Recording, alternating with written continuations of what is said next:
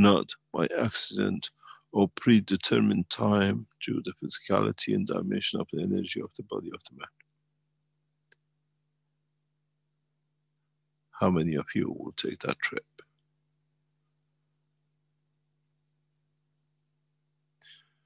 How many of you will still leave the physicality and dimension of existence,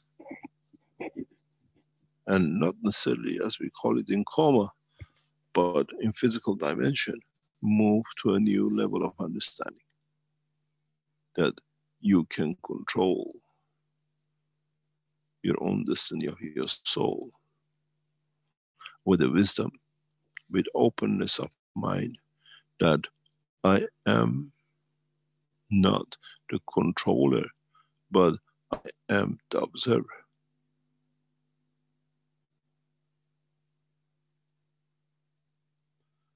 How many of you would like to take that trip?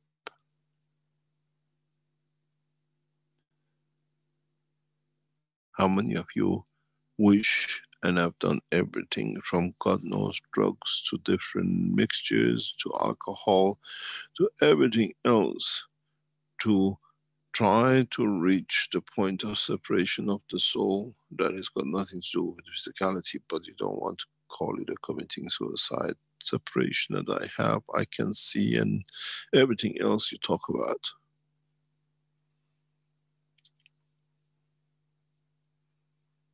How many of you would like to take that trip? But be assured that the soul returns home.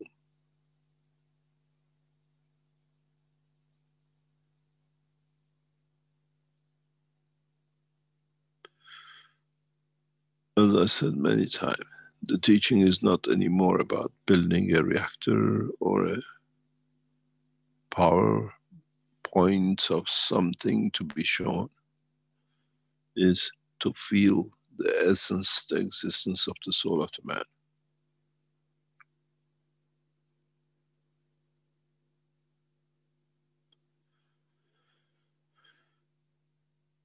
Can you understand, and can you be confident enough to be that bird to come back to the cage of physicality?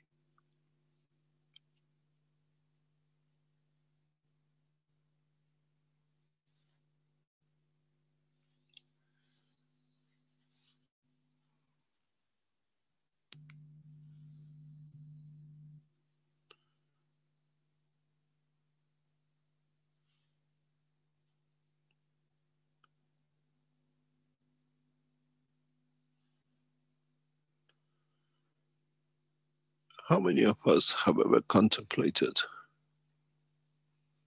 on controlling that departure time?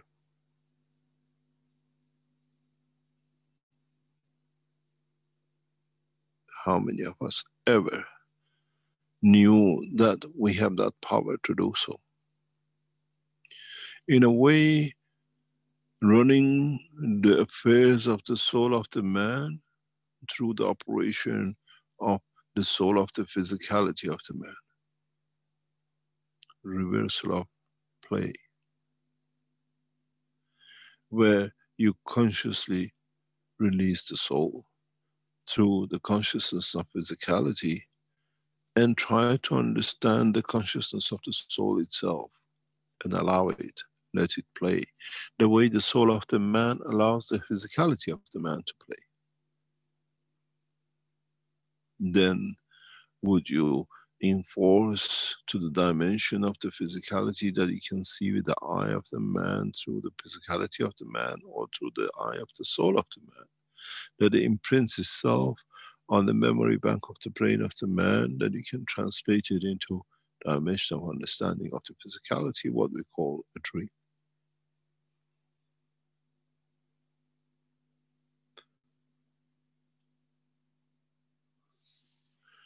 Then it comes a new dimension in the life of the man, a new workshop, a new way, not to commit suicide, but to commit oneself to the guardianship of the soul of the man through the understanding of the dimension of the physicality, that you can call the bird back in. Come on, it's time to go to school. It's time to go to work. You have to come back in the cage because I have to take the physical body around and you take over.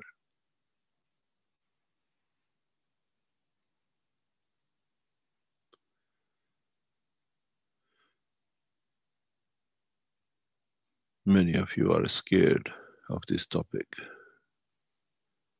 because you have no confidence in the totality of the knowledge of the soul of the man and the knowledge of the soul of the physicality of the man. And many of you will try different ways, says it doesn't work because I've never been enlightened to the limitation of understanding.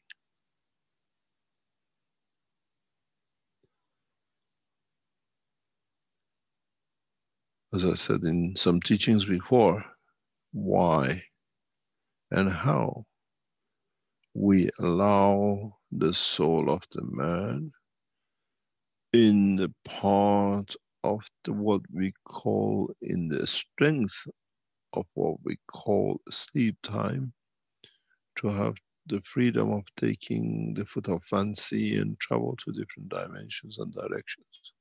Where during the daytime, like the suppression of the fields of the sun, higher strength will still travel the dimension of the universe. The interaction of the soul of the man, what we call a dream, is not exclusivity of the time of sleep.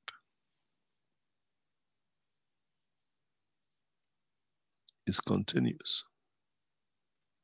From the second man is born, man is created, the soul of the man takes these, what we call freedom, fancy, footwork in the dimension of the universe.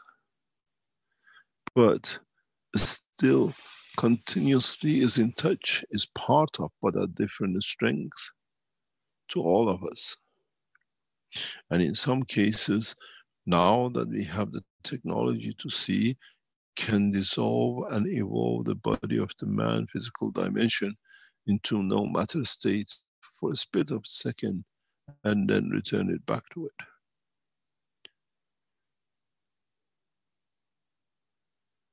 I don't wish to be in the point of accident to separate the physicality.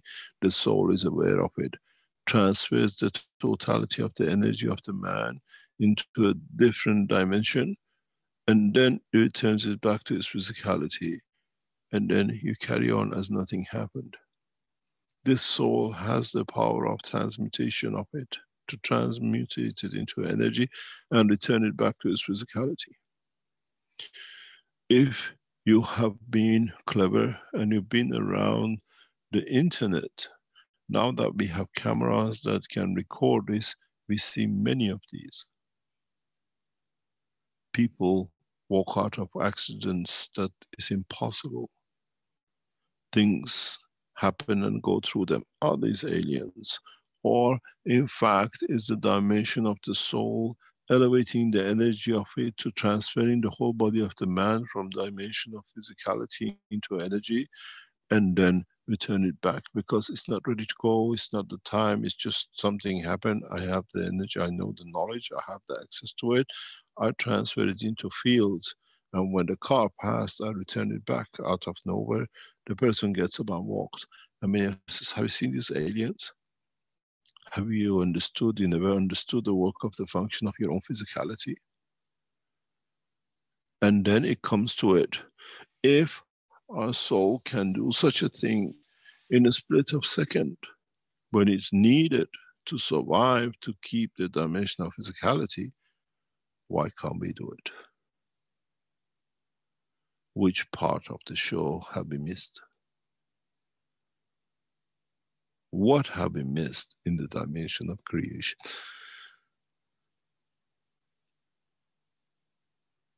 How many of you would like to learn the method, the way, the approach, the control?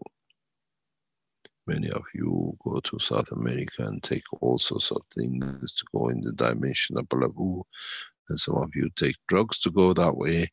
But if you're a wise person, you can do it yourself. But you have to understand, you have to meet certain conditions, certain positions, certain interaction of the fields.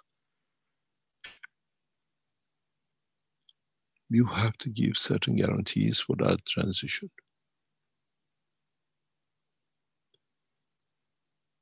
Guarantee to the soul, guarantee to the soul of physicality, that it will not be departed, will not be separated in any shape or form. It will be returned.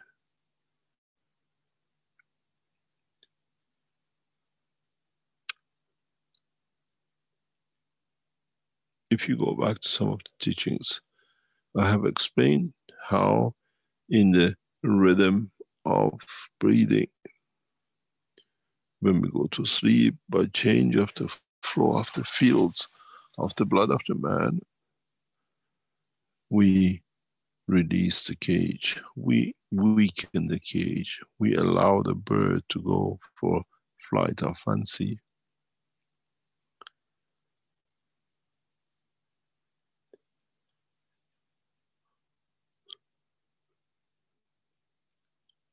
Then, knowing this,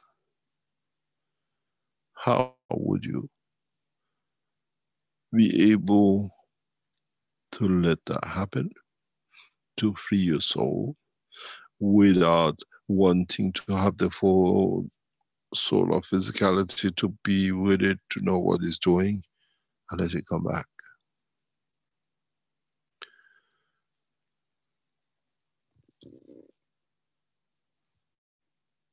You might wait 1 second, you might wait 1,000 years.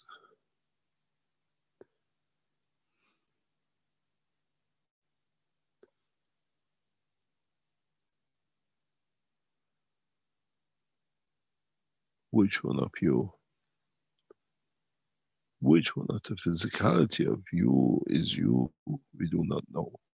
But which one of you is you in the dimension of the soul of the physicality, we know.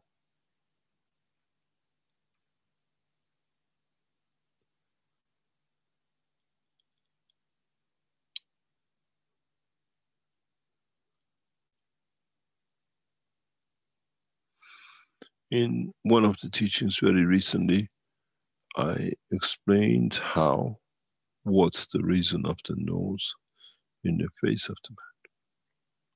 Why you can still breathe through your nose or your lung.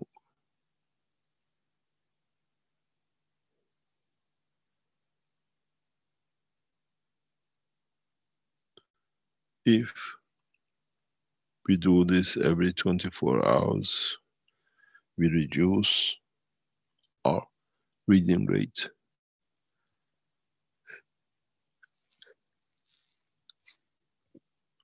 We change the speed of the motion of the fluid, what we call blood, within the dimension of physicality of the soul of the man's cage, what we call the brain. Then we come to understand one simple fact, and it is, I am in charge of, and I can, and I will do what is necessary to grasp the totality of the knowledge.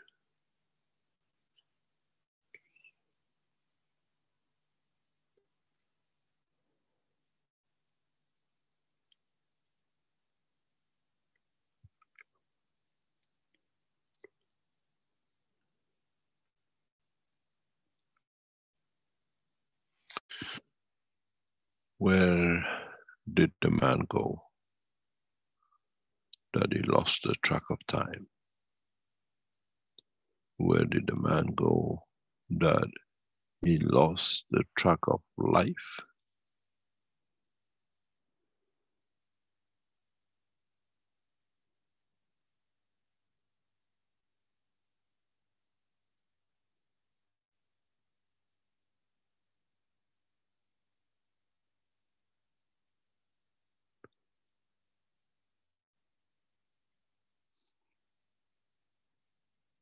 how do we allow the soul of the man to go and wait with the patience of the soul of physicality for its return?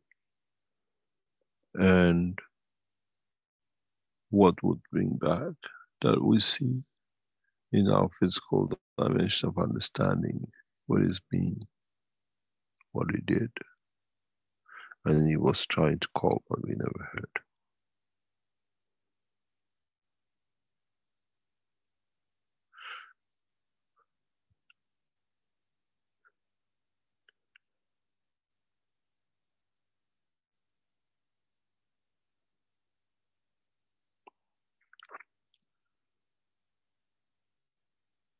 What do we do to let the soul of the man to be free and allow it to live in both dimensions of the universal community and the physicality of the dimension of the life of the man?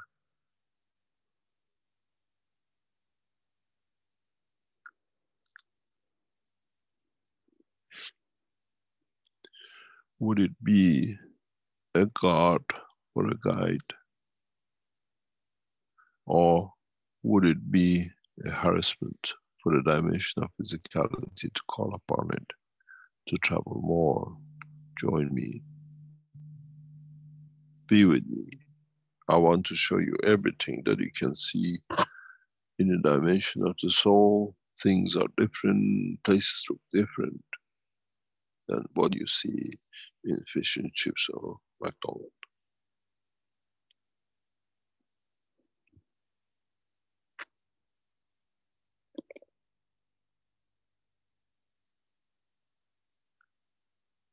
The time of understanding this is important, and is now. In a short time, mankind will encounter the dimension of the physicality of other lives in the presence of the soul, and not in the dimension of the eye of the sight of the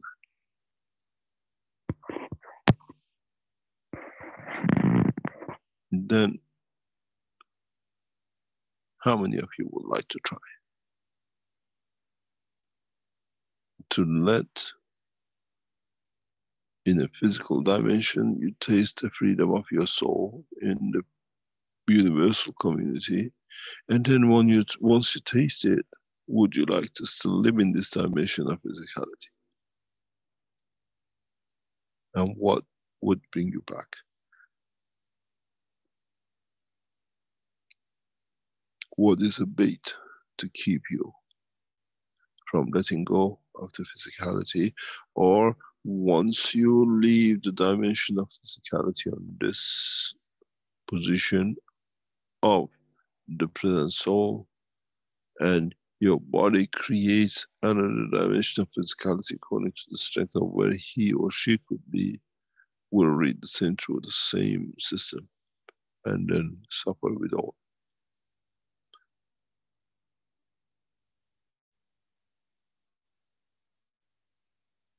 Then it comes to, I have a physical life, and my soul has created another physical life in another dimension, another position, where lives in that dimension the same as it does here.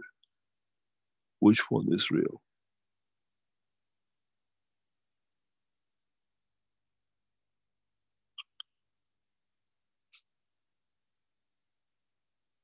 The life and the dimension which allow the freedom, or the life and the dimension which the soul has taken position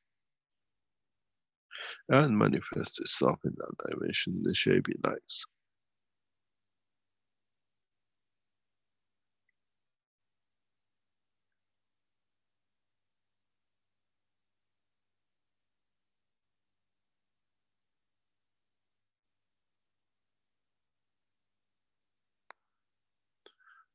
Would you like to take a trip?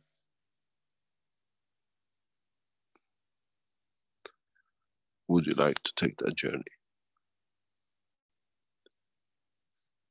Would any of you be confident enough to know that the bird will come back?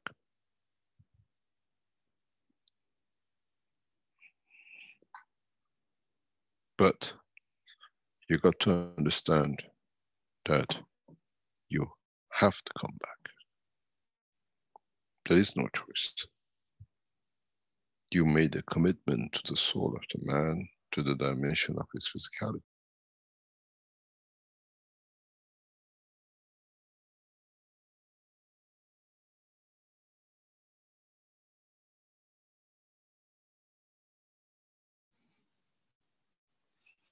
Is that shining star? Is that commitment to the life of the man you have made? Not just because it looks nice and is something different, I'm not coming back. Or when you come back, you carry the memory of where you've been and what you did and how you did it, and enlighten the dimension of the physicality of the man and the others. Very much as I told you before, the guy who went to Moscow and saw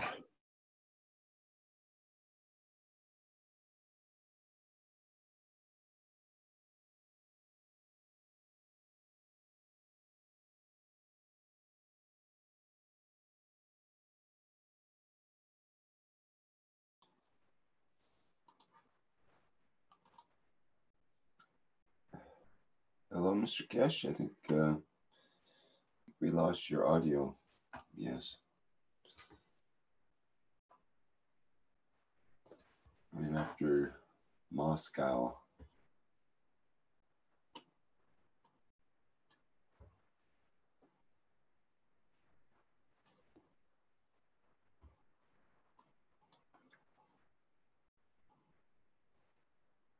Okay, I think you might have to restart or reconnect in some manner. So bear with us a minute while we reconnect with Mr. Keshe.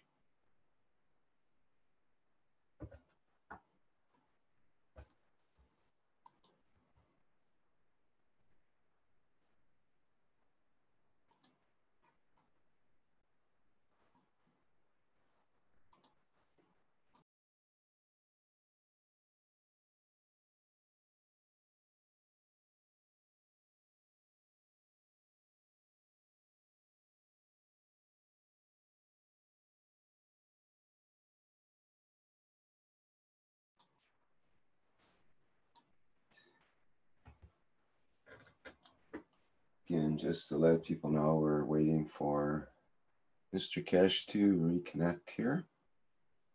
And I expect that it will occur shortly.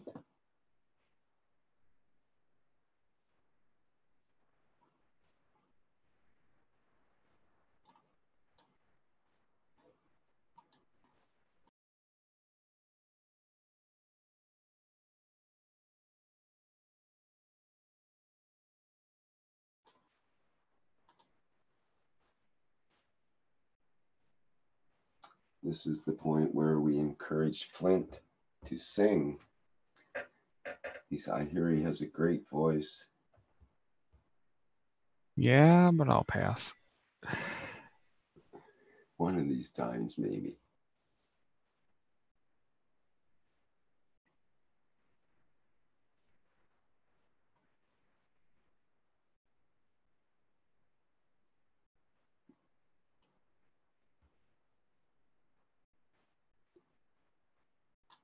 Well, is there anybody who would like to comment on any of the previous knowledge that Mr. Keshe has been revealing here?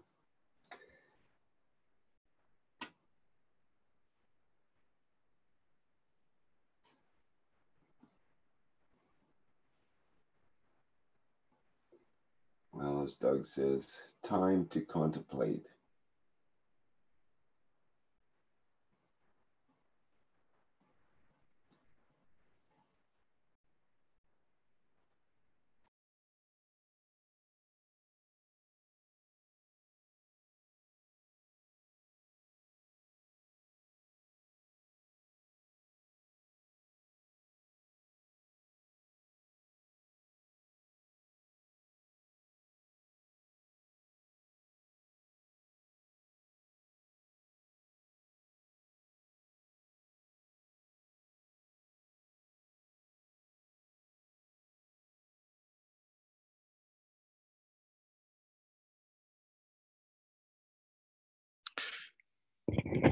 Interesting. Did I take that trip? Hello, Mr. Keshe? Yes. Can you hear me? Yes, we hear you clearly now. So we lost you Yes. right around the word Moscow. Yes. So what I said, accidentally, I disappeared as a voice, as a noise, as a line of communication. But how many of you were sure I come back?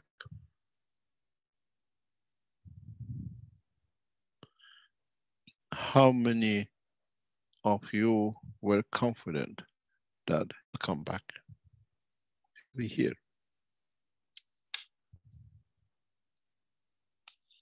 He will come and tell us more about the dimension we do not know. Would we have that trust in our soul? That he'll come back, he'll tell us more about what we do not know, what we would love to know.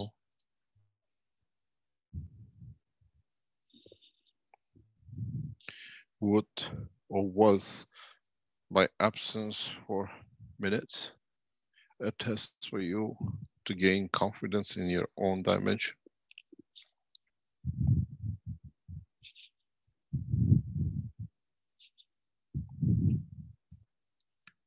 He'll be there. He will bring it back. And the pleasure of the existence will be confirmed. That we can learn more. He'll bring more knowledge. And then, can you have that confidence in your soul, with yourself?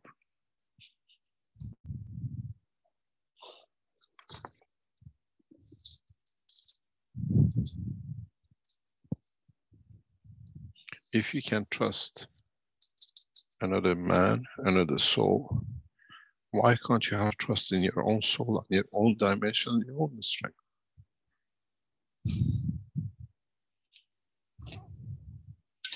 Or do we have to go and take all sorts of chemicals and whatever shamans do and the rest to experience, because in fact we do not have the strength and confidence in our own way of existence, that we can do it. We don't need a tool, we don't need God knows whatever.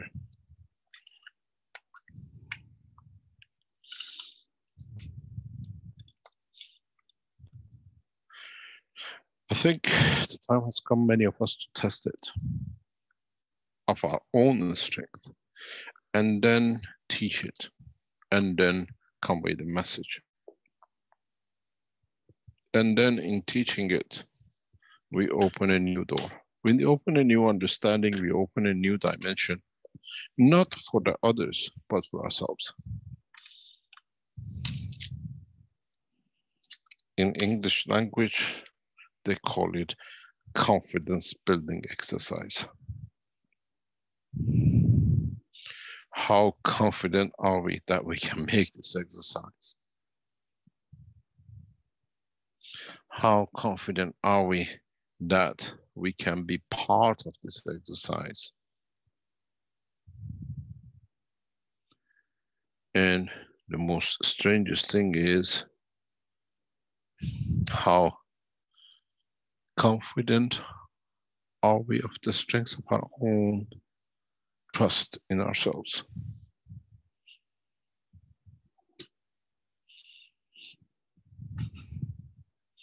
I told you today will be a blueprint and a workshop. And I think many of you have started a workshop. Start thinking, how can I plan this workshop? How can I create that dimension? Do I need a MagLab, or do I need the strength of the physicality of my own life to be able to do it, to be there?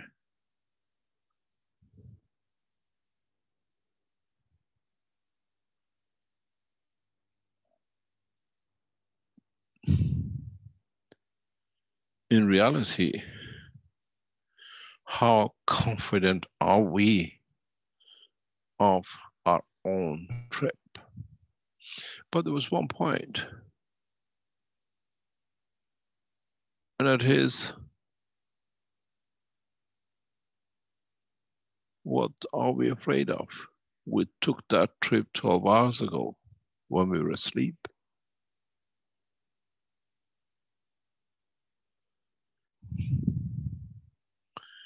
And we done it before. We know it. We do it every time we decide to close the eyes of the man. Then would you like to try it? Or how many of you have enough confidence to say, I don't commit suicide, but I think I had enough time between my time of physicality and the soul of the man to separate and say goodbye.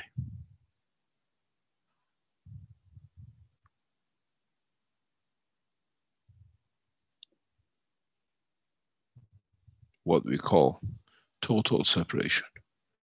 Not committing suicide, but understanding the separation of the two. But don't forget, there is a golden rule.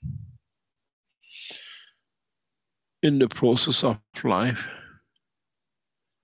in the process of existence, in the process of being part of the structure, we made one commitment: thou shalt not steal. We have to make sure that our physicality, our soul of physicality, accepts the departure, accepts the last handshake, transfers what it feels it needs to be able to carry on with its own dimension on this planet. We need to understand to what depth, to what understanding we are prepared to create the separation between the soul of physicality and the soul of the man without harming the others.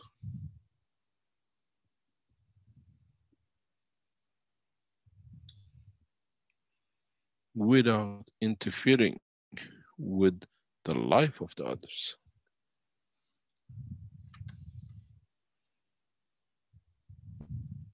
Our beloved, our children, the soul of our children, the soul of our partner, and those who are around us. Can we go around and say goodbye till they understand that the soul can educate their physicality in accepting the departure, the trip, that maybe in the dimension of physicality we don't suffer.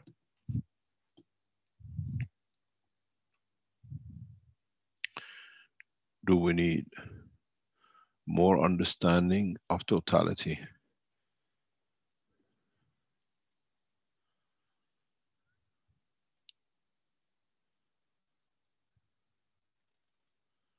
Or what are we missing in the process?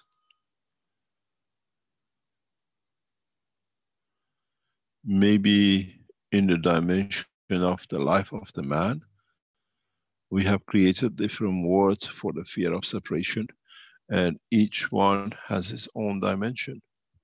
We call it died of old age. Oh, he had a good time. It was time for him. He couldn't do anymore. And if you're Jewish, you say, less money to spend, at least it's gone. We don't have to pay for the nurses and the hospital. And no more flowers. Or if you're a Muslim, you cry 40 days, banging your head and head that is gone. Or if you are another, you just burn the body and just remember it was there.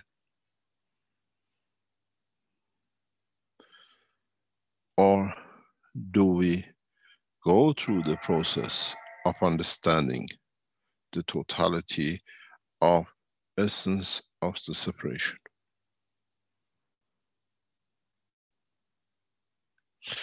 Do we understand? If you are present, for example, in an accident, you can give from your soul to give life back to a young child. But is that your destiny to be there? Or would you interfere with the cycle of that pain that child has to cause to the others around it to bring them wisdom? That was the purpose of it. And if it's accident, how much, how far we can interfere with it, that it can take the pain away from those who suffer. Are you strong enough to be able to give from your soul at the present of moment for another soul to exist? Or do we as a whole have never understood the totality of the whole work?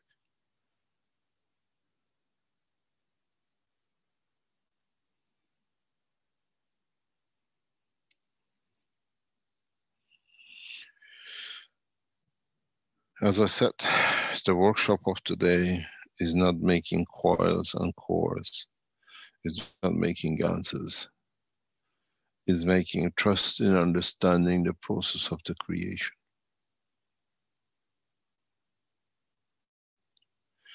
In having trust in the totality of the change, in accepting the change, in accepting the existence of the life of the man in another dimension, and the point of interest for all would be,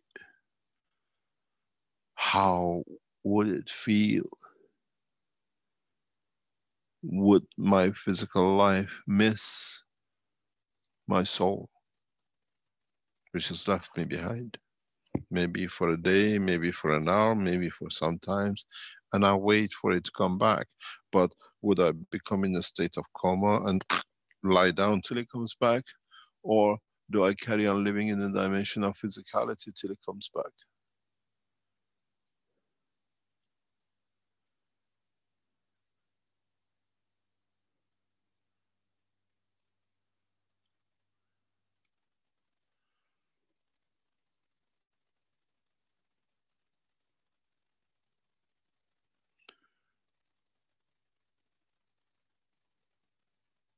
Is our soul ready to take, to understand the totality of the work? Or are we ready in the dimension of physicality of the man to understand that work? That we can go through with it, we can develop it, not be afraid of it as an end, is something I can learn in a way to be able to survive the dimensions of the universe.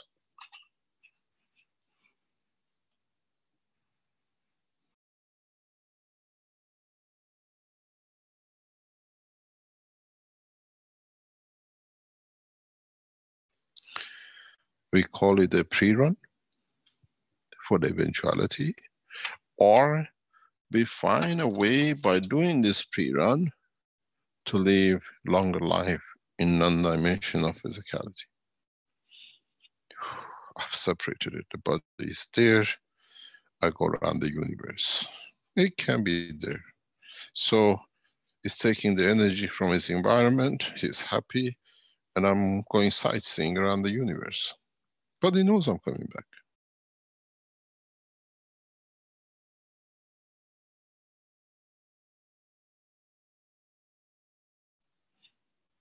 Going very far. I'll be there. And when I come back, I tell him where I've been, and he can tell the others if he wants to accept what I've seen.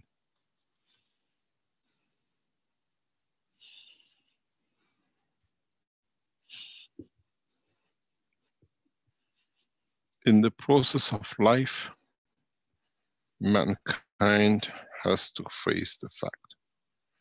Mankind has to understand and in a way to develop a process for itself that it can understand and comprehend the totality of the cycle of life. Not to be afraid of it, but to greet it. Not to hide from it, but to be present and enjoy the presence of it.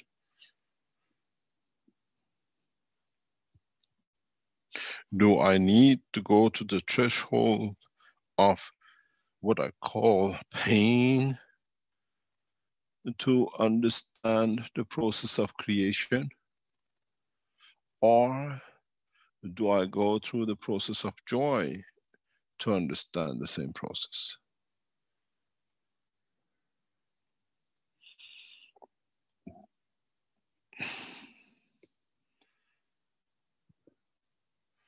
Or does the mankind suffer from permanent amnesia of the life of his soul?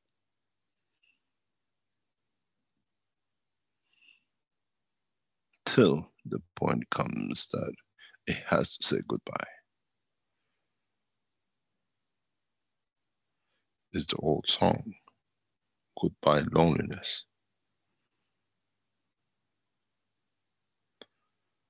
Is the loneliness of the soul finishes when it departs the body of the man because the joy was for the physicality and not for the soul?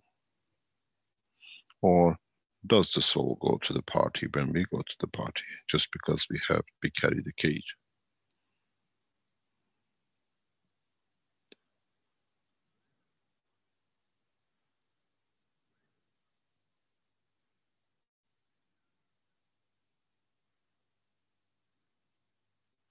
Or are we really happy with the truth?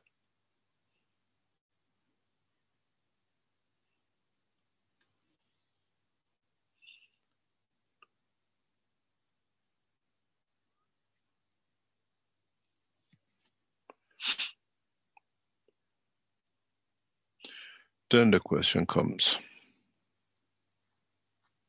Then you understand why I taught what I taught last week. And all of you were, as John said, maybe shocked, maybe surprised. Maybe you had to turn up to know that you knew so much and you never knew you knew more than a professor at Cambridge, Oxford, or Harvard about the plasma physics. And wow, I'm so clever, I knew more than them. Now you know more than the priest down the road, and maybe most probably more than the prophets of the past about the truth of the soul of the man. Then the question comes, were they ever revealed the truth about this? Or it was beyond the comprehension of the time?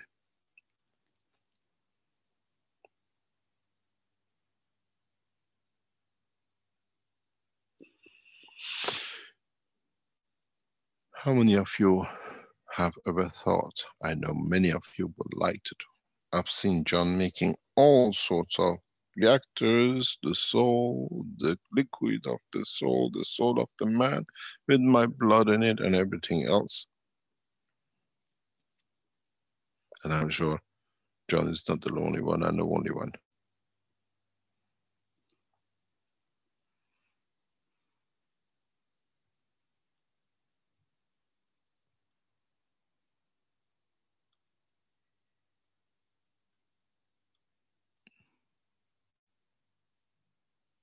If I ask a question, how many of you have ever tried not using other things and not using all sorts of fancy ways, but truly understanding the work of the soul of the man, try to reach at a point where you have brought memories back from unseen, but confirms that you allowed the soul to go and bring you those memories.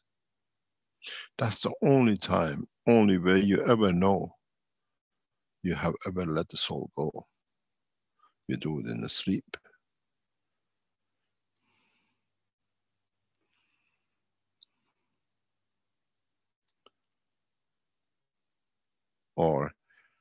Do we need to be drunk to do dangerous things that we won't do during the non-drunk time? As you're all aware, when you're drunk, you do a lot of things, and when they video it and they show you, says, I never did that. But you were drunk, you had no control of the physicality. Do we have to make your soul drunk to let the soul go and come back and tell you what he has seen?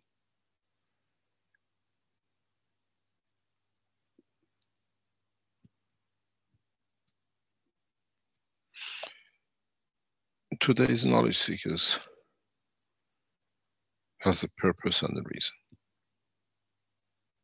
In the coming weeks and days, you will understand. As I said 3-4 weeks ago, we start setting the scene. And in the coming weeks and months, you will understand more. But we cannot put it right in front of you, voila, that's what it is. You have to be, in a way, nourished, in a way, taught, in a way, enlightened, that when it comes to it, like Gan says, you already know it all. Then it becomes a second nature. But what the point is that is death, physical death of the man, separation of the soul from physicality, the end of the interaction of both physicality and the soul.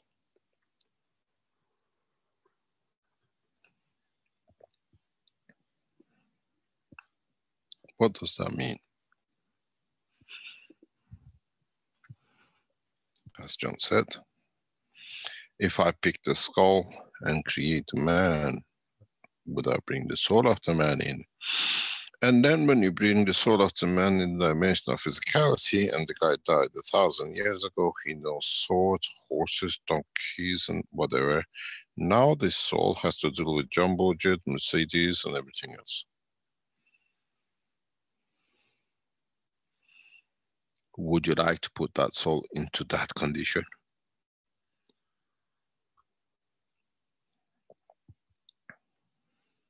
Or would it find a sword somewhere and do what is done during its life on this planet before? Or have the souls who have left this physical body have been educated while the human race has been educated to its knowledge of physicality? Or would the soul bring the knowledge of what he has seen in time of his trip?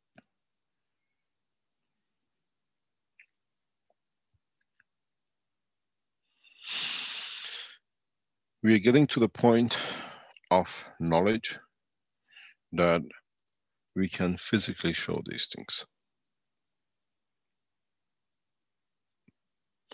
We are getting into the point of knowledge, and in a way the teachings of past few weeks is prelude to what is going to be shown in the conferences of the world ambassadors and world governments. We are not there to show a Maghreb system. We are there to show we govern with the soul of the man. We are there to show that the structure of the soul, the structure of understanding of the creation will manifest itself, will rule on the new structure. In a way, we are there to show the totality of the understanding of the life of the man in a dimension from now on which man has never been aware of.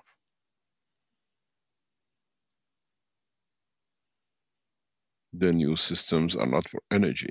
The new systems will show you new dimension of life, that new structure, new understanding, totally new positions in the life of the science which is getting delivered will change the structure of life on this planet.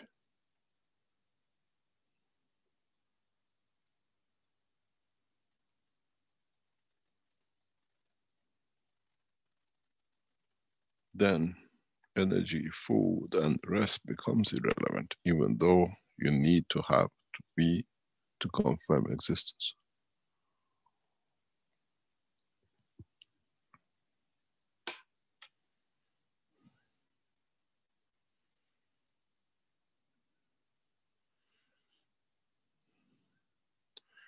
I am detached, but detached from dimension of physicality. I'm detached from the life on this planet, but I am attached to the soul of the Creator because it's me and it's part of me, as it is in every dimension I exist. But am I prepared to release? Am I prepared to show I can release? They asked us to show magic, then we believe it. If I show my magic, you'll commit suicide. The reason I don't show the magic, because I know you got a weak heart and a brain who does not understand. And it's no use killing people by themselves.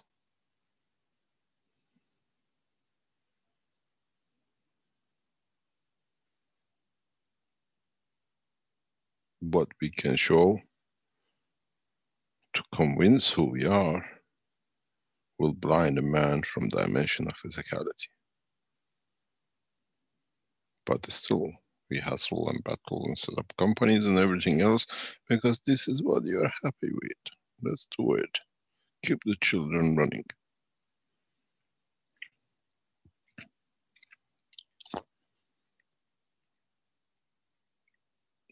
The technologies we show is for new world condition of universal order. This is to bring to the attention of the governments, to the ambassadors, to report back to the governments, something is happening. Something radically is coming up, and something is here on the table which is not theory. Sir, did you see, were you aware of my existence in your office while I was in Vienna?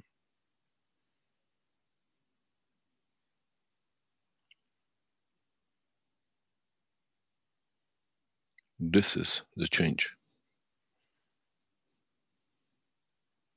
This is the process of what we set up for you to understand. In different conferences, we'll show small pieces that collectively, by the time we arrive in Tehran, becomes a complete cycle.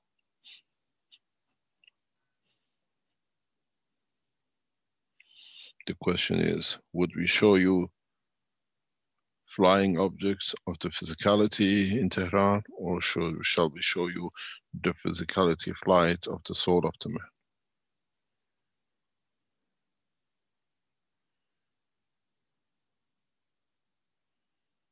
Or, with the knowledge which we carry and we show you and we teach you, would we manifest the soul of the prophets of God on that day?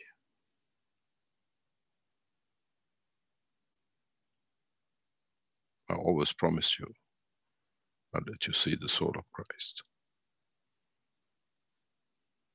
Would be fulfilled in Tehran.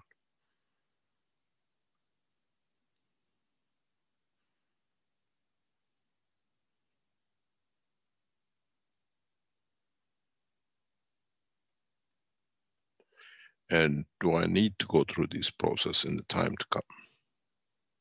To educate mankind as a leadership and common man of the knowledge seekers in a step by step to that point.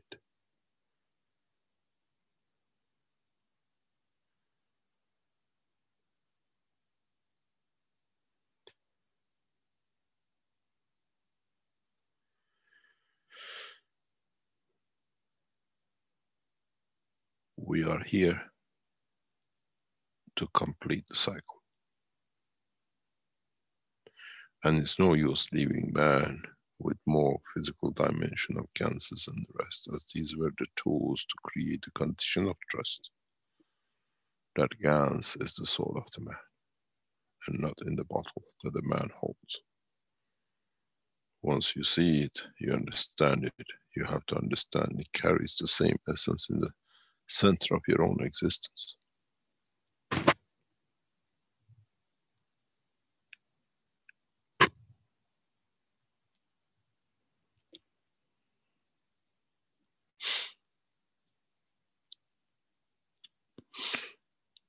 You got to notice the way we have set up the conferences. Vienna, South America, into the Islamic world of Morocco, in the cradle of Christianity in the true essence in Malta.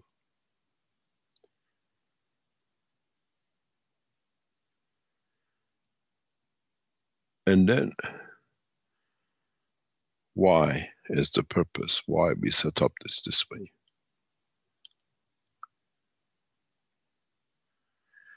That we carry the totality.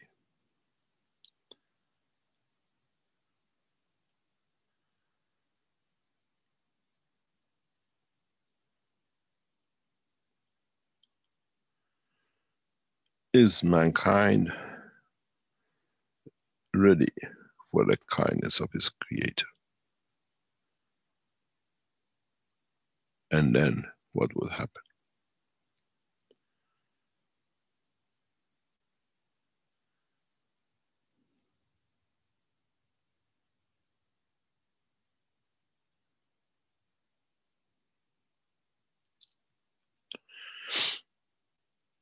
Is there room for Vatican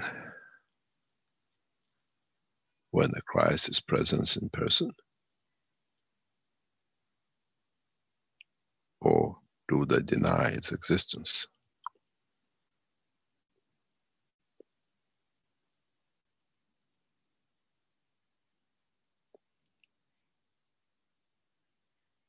Would that be the same with other religions?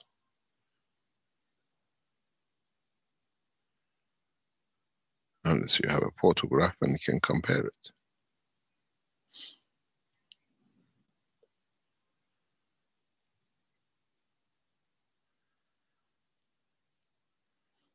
The totality of the teachings as we progress, in essence, is confirmation and affirmation of the existence of the soul of the man, but man understanding the separation of the two.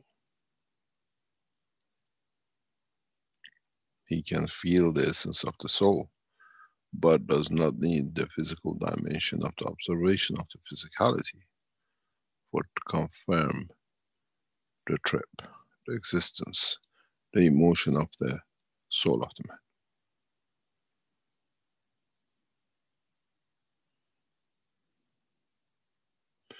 As I said to somebody very recently, have you seen two eyes, a nose, and a mouth on the sun as a plasma or on a drop of gas? So shall you see the same on your soul. And then what essence the brain of the man has that translates the information of the soul to the dimension of physicality of the knowledge of the man, that you saw the grandma and she gave you an ice cream and you remember was the old house you used to go to. The house is demolished already 100 years ago. Then if we understand the translation of the energy of the soul into the dimension of physicality, and we see it in that way, can we bring the chip, as we say, of the soul, of his travels, and put it into the brain and say, okay, read us what is seen.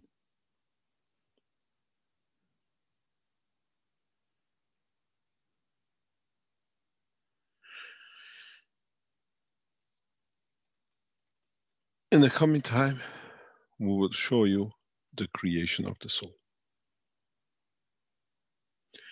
And in the coming time, we will show you the conversion of the knowledge of the soul to the dimension of the physicality. You got to remember, when the egg and the sperm come together,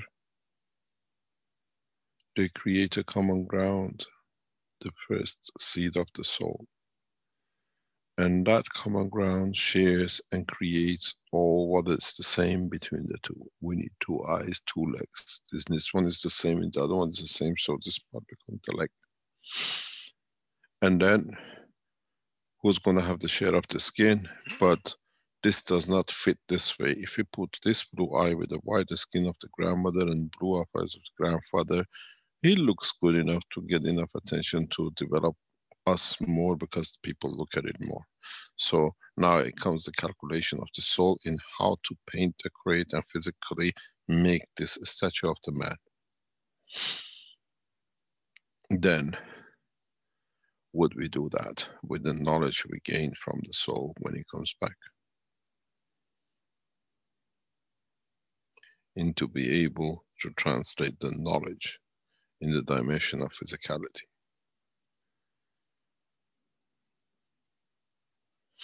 There is a lot to learn, and in a coming time, the new technology, the new dimension in the dimension of physicality will give you this chance.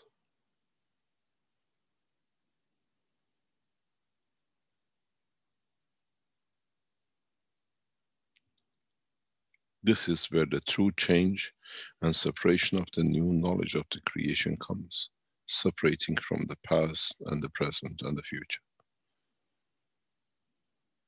Past 5 years has been the transition. Past 20 years has been transition. Past 140, 60 years has been transition of the evolution of the man. Now we move into the next step. We start moving a few weeks ago, but now we can tell you how what is coming, what is going to be, how mankind will move into new dimensions of existence, new equipment, new tools if he needs it.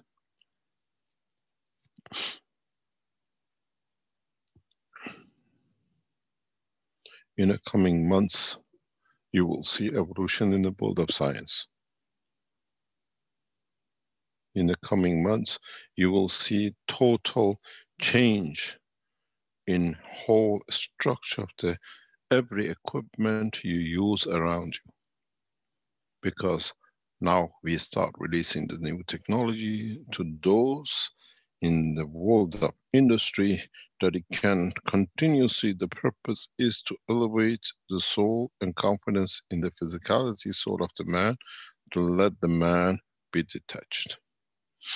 You will find new communication systems you never heard before because we have released the knowledge for it. You will see new traveling systems that you in past even could not dream about in the coming weeks and months because we have released the knowledge, is our grace.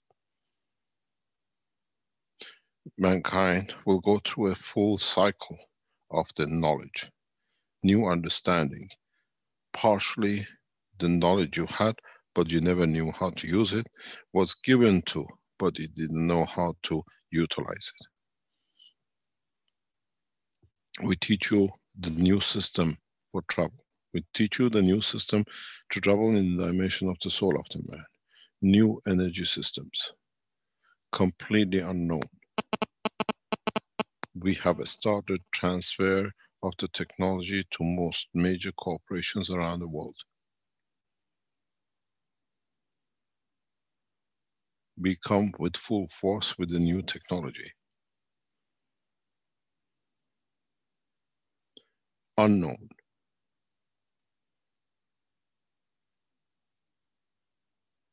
A few of those who are very close in that side have already started working, developing without you knowing. Because the new technology has to be for elevation of the soul of the man, not for the dimension of physicality of the man. And every aspect, speed on every level of the new technology will and is based on the elevation of the soul of the man that moves mankind into a new dimension.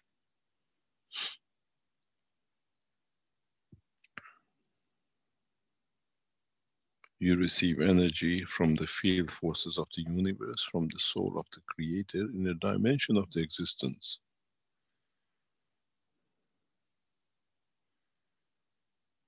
The feeding system of this planet will change beyond your imagination, because we have to secure food in a way totally eliminate hunger, that we can bring peace. And mankind in its position has every tool to move in that position now. And only major corporations will be able to do so. They do not collaborate. We will make them to collaborate. We bring nations into the point that peace will become sacrosanct.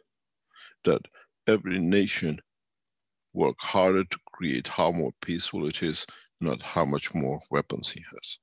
No more 7.29 billion war machines. Last year we had 7.716 billion. We are spending 12 billion more to kill more. That card has been trumped.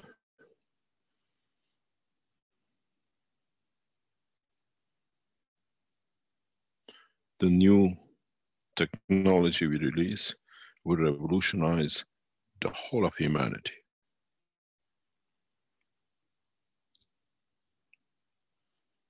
And it will be for every nation and every single human being on this planet. It's the choice of the man not to use it, but it'll be available for it if he wants to use it. And then when we elevate the physicality of the man's soul, the soul of the man will choose the separation from what is done in the past.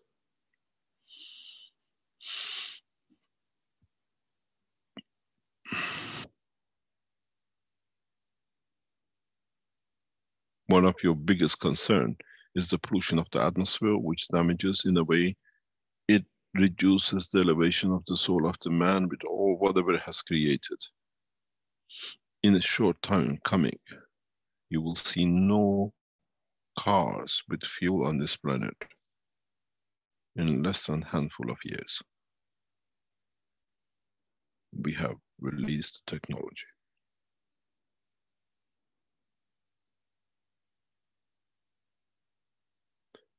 I have to make the physical life comfortable enough that the physical man in the dimension of his souls gains trust to be able to find a peaceful environment for his souls to elevate.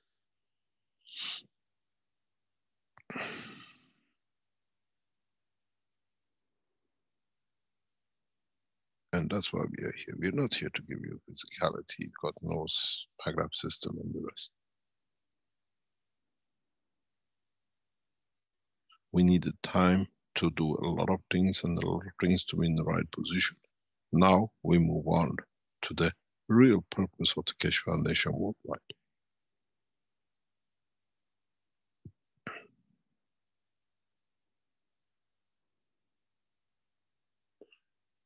Then would we sell man's soul elevation system, or do we elevate the soul of the physicality of humanity, that the soul of the man finds its own freedom?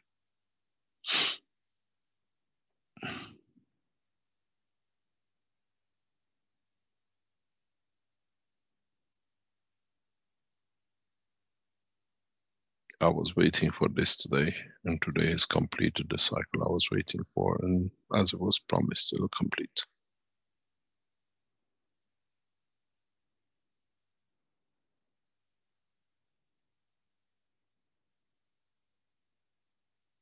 (12, 9, 2019).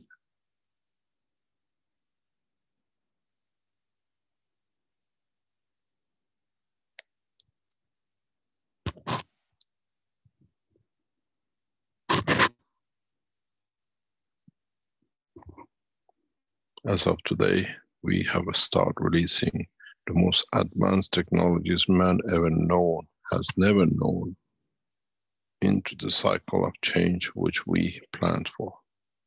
creation of world peace, abundance of energy, abundance of food, medicine, water, clean atmosphere. We repair the damage of man to the soul of this planet.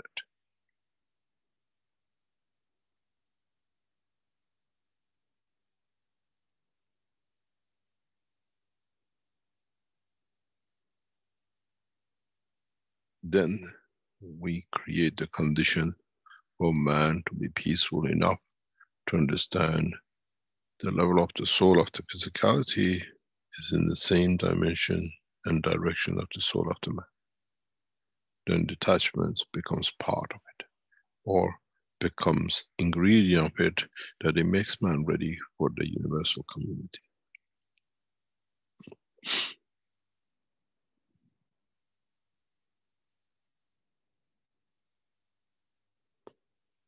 The process is irreversible.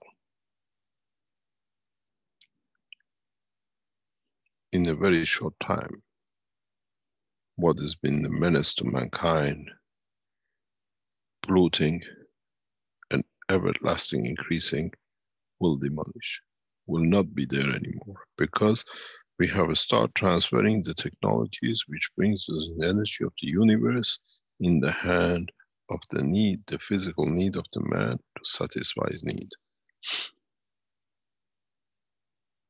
Go back to my teachings years ago. You remember? Find it. I said to you, when the time will come, man with 2 mobile phones will have everything he needs to exist and to survive.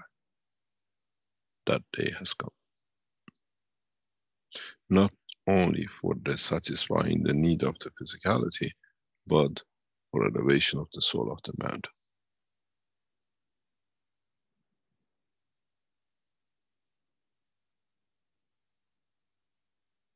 I have started releasing the technology to major corporations, most important major corporations around the world, in the past 24 hours. And this will continue till we achieve our goal in the coming weeks and months.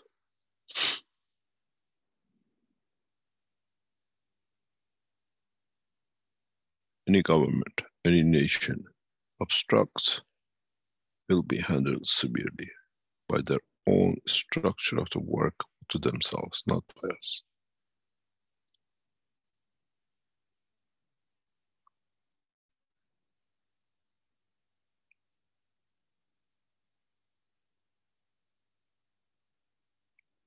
This way, no nation will be behind the other and no nation will be ahead of the other. We develop it right across.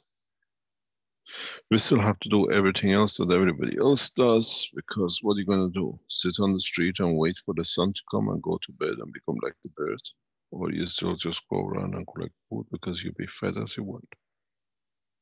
We will use new ways of communication to feed humanity without the man ever need to worry about food to commit a crime. I told you before, the responsibility of the governors is to create the atmosphere that the man become peaceful. We govern with the new rules. It's the job of the Universal Council and the new board of directors, which is set up to satisfy, not to build, but to make sure the technology is spread directly across in equal terms by all the nations as one nation. We have a disaster in Bahamas. The most beautiful island in the world is devastated. And then the Americans are happy that the same hurricane turned a little bit and he went into the sea. But hundreds of thousands are suffering in the islands. The technology of present time should be able to feed them while they are there.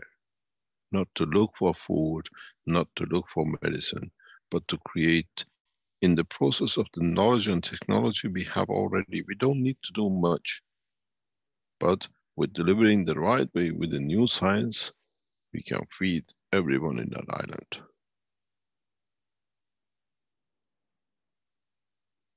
every medicine they need, and even grow agriculture for them while they cannot do it themselves.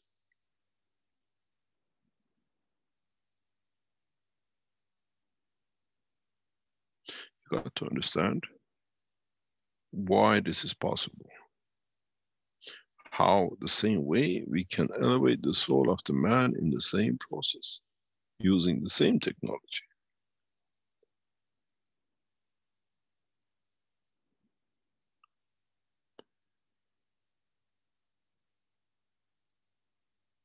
Do you remember?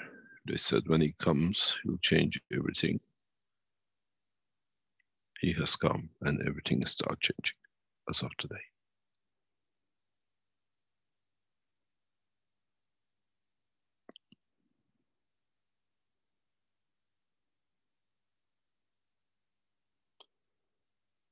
Be ready for the changes which is coming, and understand, do not break what we call the ethos.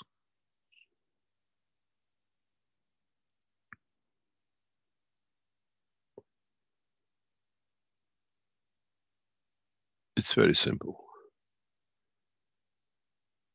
The time of what they called milk and honey has arrived.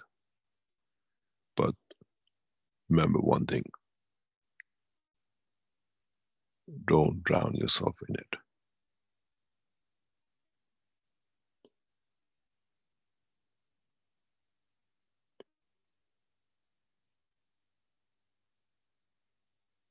The governments have to understand we govern. The society has to understand the governing of their soul is their responsibility. It's not anymore to feed the physicality. With the new technology we deliver, we look after physicality. It's for the man to elevate his soul, to understand the process, and in that process, to enter the universal community as one, as part of what is being and not be isolated himself from.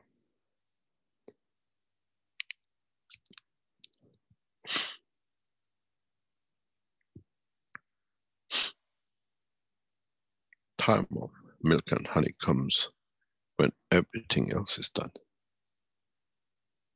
And it has come.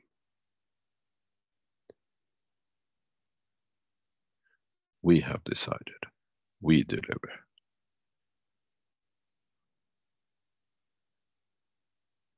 In a very short years, everything which we have been used to abuse this planet and ourselves and the rest of the animals and trees and plants on this planet will change. Man shall not kill a single animal anymore. Man shall not pick a fruit. Man shall not destroy the soul of the planet. Enough is enough.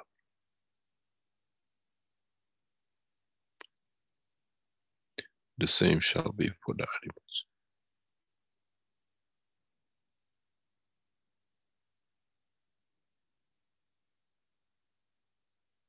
The new technology is not physical, but carries the soul, the essence of the creation within it.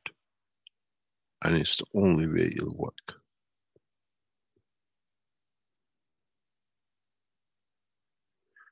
In so many ways, most of the damages done by mankind in past centuries will repair and heal itself.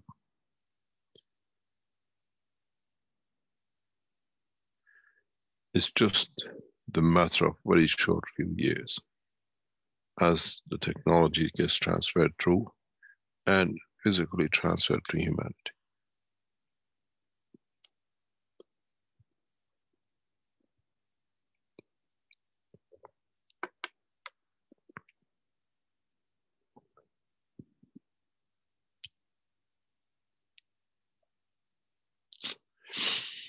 I have started the process today, and there shall be no end to it till we achieve the totality. You've been waiting for your energy power supplies. You've been waiting for your Maglev systems, this and that. You've been making systems. Now you understand why and how has been on the way. And it's been kept. That's the right time for it to be done.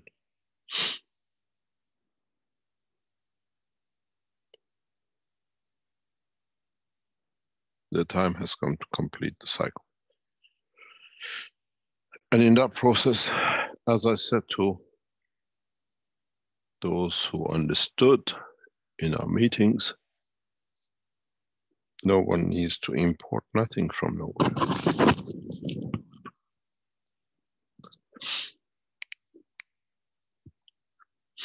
If you need copper for your whatever, then with the new technology, you produce it as you need it. What's going to happen to the African nations who were using copper as a means of feeding a few mouths while the white man was stealing from him? This time, we feed the African the same as the Asians and the Europeans to enjoy the pleasures of life the same. As the new technology will be delivered to us, to all.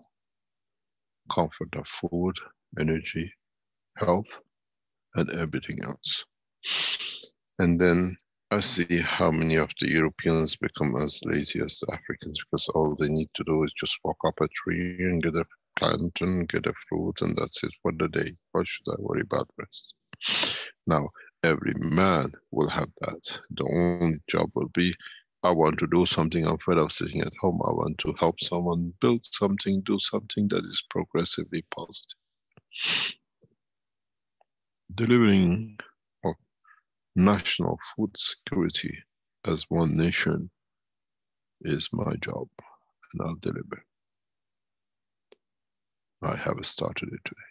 With the people I met, are clearly, those who were with me understand, made it very clear how and where the Keshe Foundation will go.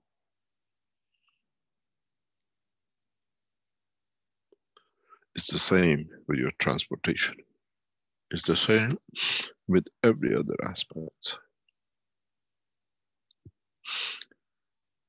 As we hear, as we wished, those who were bolted have been bolted out, and that's part of our wish, and that was condition of prerequisite to this peace talks. That's the peace for humanity. That's the only way you can bolt out the Boltons.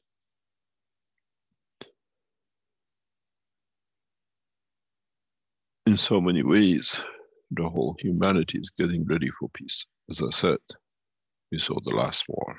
And now we have to create a condition that is peaceful, that man holds on to it, not by having too much fun creates another war. One of the reasons we can do this is because the knowledge of the man scientifically and physically has reached that point that these technologies can simply be delivered.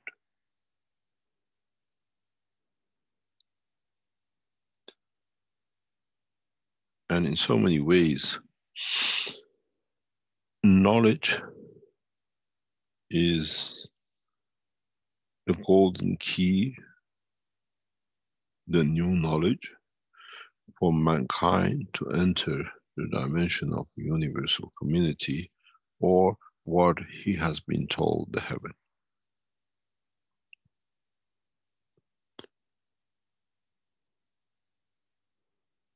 How many times you gone home to mom and she cooked and served you and kissed you and cuddled you and welcomed you home and says, Mom, this is heaven. Now we open the heaven to mankind by letting man to enter the universal community. That's the fulfillment of promises. But we just need a little bit more time to give you the confidence that all the fruits and all the animals and all the slaughterhouses are shut, not by virtue of nobody eating, but the virtue of nobody wanting to eat, because I'm full. Why do I need to kill the animal?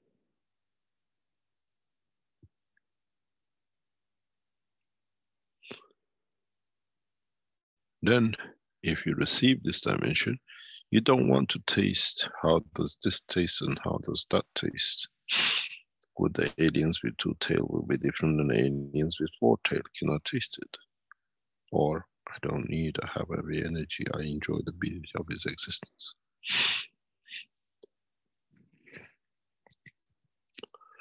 Now you understand when I say we have entered, and today's teaching is very important for those who understand. Because once we facilitate all these beauties, mankind will start looking for travel through his soul. And today's teaching was part of that. Because the other part is already getting facilitated. We are making you ready to enjoy yourself the span of the universe. But do not taste the span of the universe. And do not carry the emotion of the man in the dimension of the universe.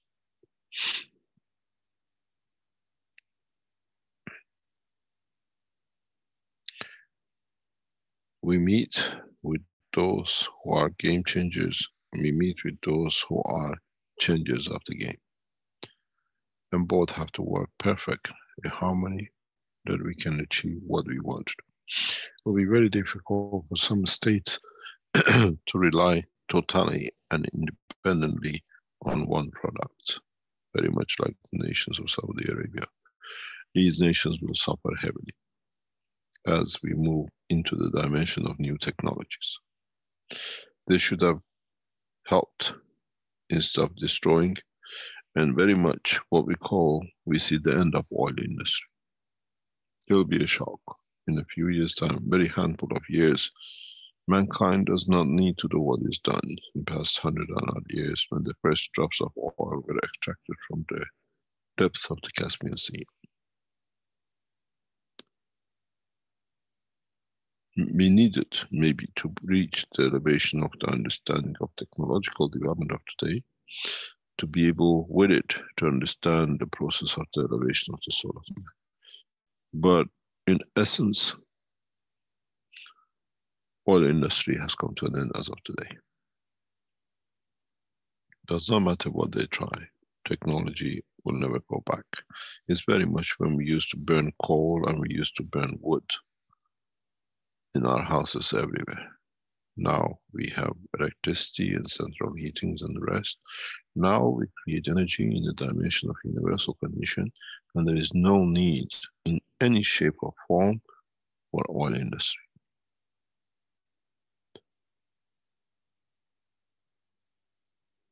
These are processes which we have started. Part of the what we call planet pollution, which has been the concern of the mankind for CO2, as of today is resolved.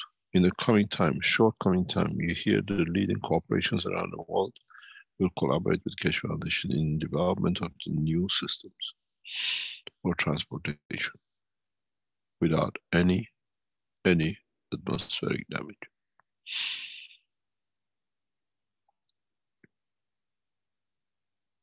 The process has started, and those who work and around us, they've been witness to it.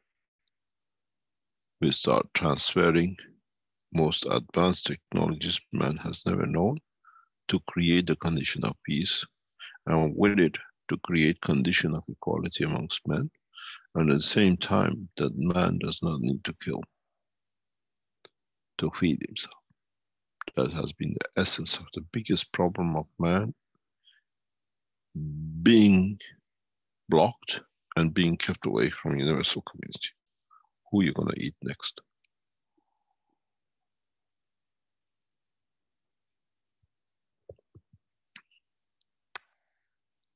As you know, I need to chew is one of those things which I've explained to you before.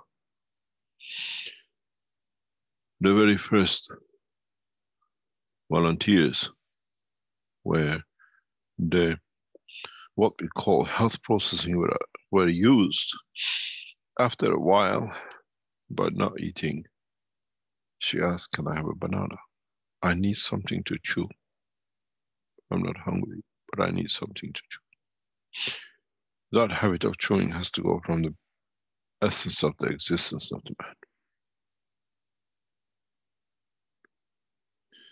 In another case, one of the knowledge seekers who used to drink from the cups and hasn't eaten for months or weeks, he said something very strange on the table.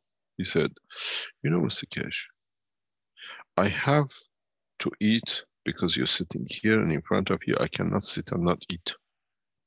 But I haven't eaten for months because I eat here just because you're sitting here. And I thought to myself, what a stupid thing. You should actually not eat. Somebody's microphone is open. You should not eat in front of me to show you achieve the evolution, the cycle.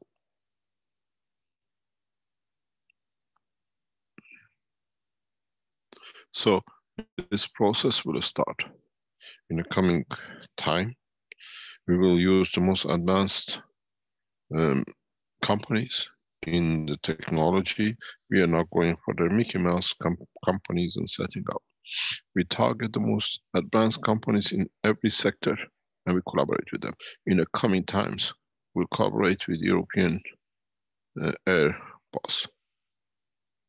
We'll collaborate with Boeing to convert their systems into the non-usable burning fuel systems. Very easy, can be done. In the coming time, we work with most of the shipping liners to convert secure jobs, but in different way that we eliminate the most polluting systems on this planet, which is the ships on the high seas. But we have to guarantee the job, not the jobs, but life, joy of living to what we call the crews of these places, these ships. In so many ways, I am restructuring the human life by technology, by knowledge, by delivering in a process that in a short time, many of you will start understanding the work of your soul, because the time of honey and milk, which means you'll be all in happiness, and it says in the Persian word, behesht, or what you call paradise, will come to all of us. And this is not a dream. We have started the process. Those are close to me, worked with me in research and development, have already seen the first phases of this. We're transferring these to create the first condition of world stability in food and health. Education of the man will be how to be peaceful, not how many wars we won and who was much stronger. We don't need to pull and push ships across the world to show we have a power, and then we do everything else to stop, and then we do what we like. We have to erase the memory of war and warmongering and killing from the soul of the man in its physical dimension. As the soul of the man has left some bad imprints on his both sides, the physical soul and his soul need some adjustment, and that adjustment has started today.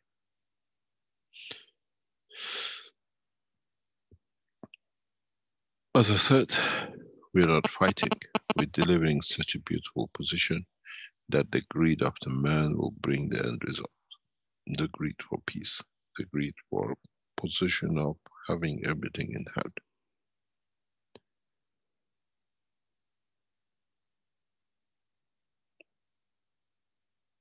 National food security, national health security, national energy security is the job of the Keshe Foundation globally.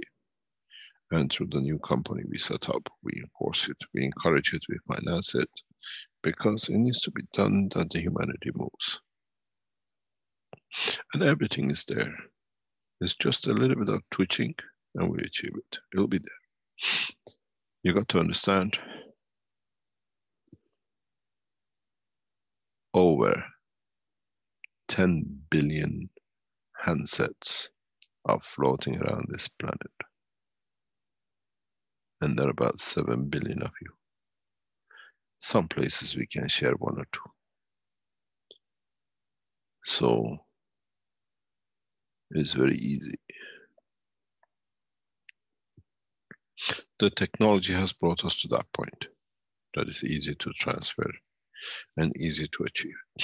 We will feed mankind through the present communication systems, as was explained today, to those who matter and have the power to make the change. We bring a new cycle of the transportation without fuel. It's already been discussed with those who are in this game. In a coming time, on my return to Europe, Airbus and Boeing will be directly handed both technologies. It's for them to convert their system. At the same time, we will achieve in a very simple way the direction of disarmament. Not by force, but by delivering the technologies that nobody has fear of another to do any damage. In my visit in Tehran shortly, we deliver more advanced technologies in agriculture that will come out of the Iranian scientists and universities. We work closely with Sharif Tehran University to deliver these technologies. Our American counterparts in Arizona have a direct instruction how to start looking and setting up the factories for a space development in the state of Arizona. As we have become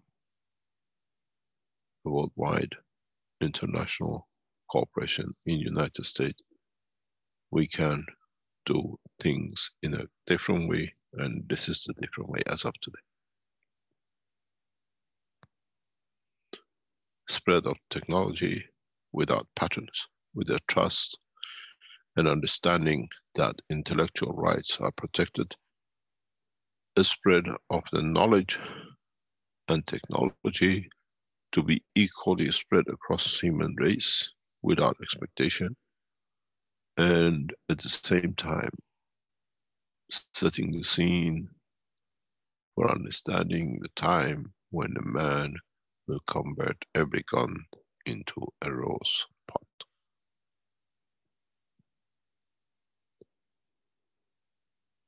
I'm not a dreamer, I'm a doer, and I started it. And when I do, it's very easy.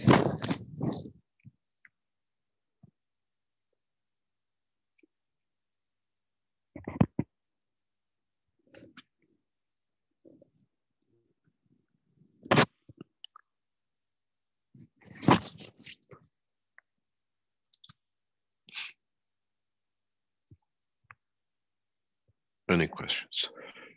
Or shall we call it a day?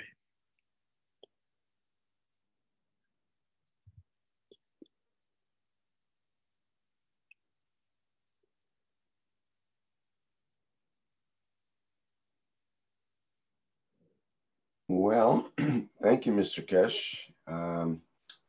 We are coming up on 3 hours here. We've had Dimitar,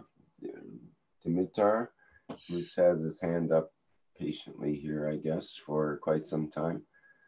I think he had a question on the earlier part of the teaching. Would you like to go ahead? Let me allow you to talk there. You should be able to open your microphone now, Dimitar, if that is the way you pronounce your name.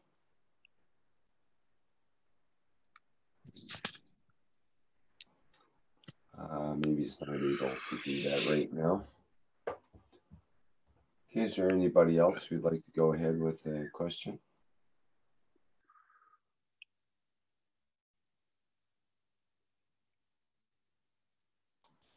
We do have a question from Dan in the Q&A. He says, does my soul carry all the memory and bearing the strength of emotions at the moment of detachment?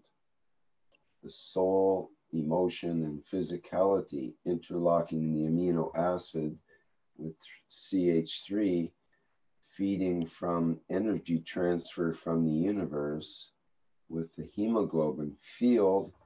It controls the system, but who controls my soul? Kind of Next question, you should have understood in the teaching. You're still stuck in Ganses.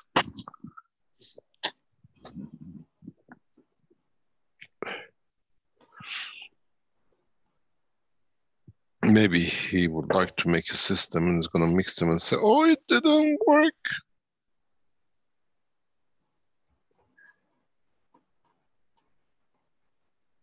I'll tell you a joke, but reality.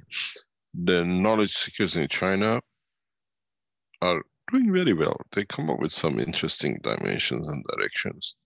And they have given, they started a business in water cleaning, and they could not, they went to sell the system, they couldn't sell it because it didn't do what they did. And they went back to, not to me, but to somebody in the Chinese government structure to tell him, can you ask Mr. Cash, why doesn't our system work to do what it's supposed to do? We did what he said in one of the teachings. They don't come to me because I've told them what you're doing is wrong, so they won't come to me. And I said to the guy to tell them they're short of some elements. Now they're all working because they want to commercialize it. They want to be the richest people on this planet. And so they come back again asking, can we, what do we need to do? I said it's very strange when my own knowledge seekers have to go to Chinese government officials to tell them, to ask me what they need to do. And in a way, it's become very interesting that the officials know and they become, in a way, knowledgeable in the technology, and they start handling the technology because they are working with it with the knowledge seekers. But unfortunately, some of our knowledge seekers have listened but never understood. There's a point recent, while I'm remembering, by a number of people in respect to, we see a lot of products are going around the market with the Keshe Foundation logo, and then we said you cannot use logo. Chinese came up with a fantastic, it's the same circle, but they put XYZ on it instead of putting KF. So we are not KF Global anymore, KF Foundation or whatever. You can cheat the color, but you cannot cheat the soul of the agreement. We have told you from the beginning, you make something, you build something, it's your responsibility to put back into the foundation what you took. All the money you're making, you're quite welcome. We have this discussion in Brazil at the moment. There are people who live, their livelihood comes from teaching and working around the foundation. Otherwise, they have no income. Many, many people are doing this. There are people in France, in Germany, who they're working and producing products of the Keshe Foundation, and their own intuition is the only source of income. We become an industry. Thousands of people around the world are doing this, making paint pens, pen pads, magraphs. Some of it works, some of it don't because they never got it right. And many of you make a living out of the process of the teaching. Remember two things. My agreement with you was two ways. You pay back to the foundation a percentage of what you earn. You'll find out it'll come to nothing. The payback is not by putting cash in the account of the Keshe Foundation. If you wish that way, you're quite welcome. But the payback has to be transparent to the foundation and to those who use my name, that you give that percentage as donation, as tools of Keshe Foundation, not cash, to the others to enjoy the knowledge and the technology and spread the knowledge. This is the agreement I made with mankind. You break it, it's the covenant. You will see the problem. Many of you who did, who suffered. The condition is very simple. What you take, you have to put back in that it can expand and it can support and become a pleasure to the life of the others. I've seen people using my face on the cups and my name underneath of it. I give 10% to the foundation. I make the other 90% for me. Did I know you're making the cups?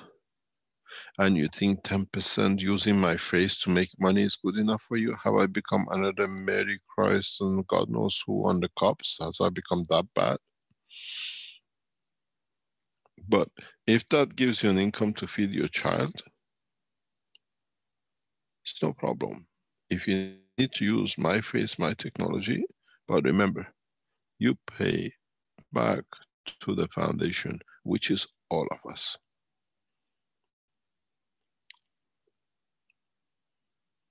You give one free. You teach one free. You make sure the one you give to signs the World Peace Treaty. What it means, World Peace Treaty. When you use my name, my symbol, my technology, you carry my soul. You betray my soul, it pays back for itself. We see massive numbers, thousands, tens of thousands of people are making living out of gases, gas production, and everything else. Actually, they're doing better than the foundation does. Our foundation team are absolutely useless compared to the knowledge seekers. Because we are all in research and little bits here and there, and those who became wise, they set their own companies. What happened? Where did you think you're going to go very far? What you take has to be put back in. And it's put back in the society. It's put back in giving. Don't ever be afraid if I teach daily and they start making millions. The time has come for them to teach. There's always 7 billion of us. Do I stop teaching you freely? Do I stop spreading the knowledge freely? Who are you to block not to teach another for what you receive free? Keshe Foundation needs donation to run. And the people support people who support you. We start a structure. From now on, the finances of the foundation through the corporation set in the United States is totally separate from it. It's the job of you knowledge seekers to fund the foundation if you expect to do it. Till the structure of the global, the new company sets and transfers the funds back into community, not back into the hand of the foundation to sit there for foundation to spend on all of you.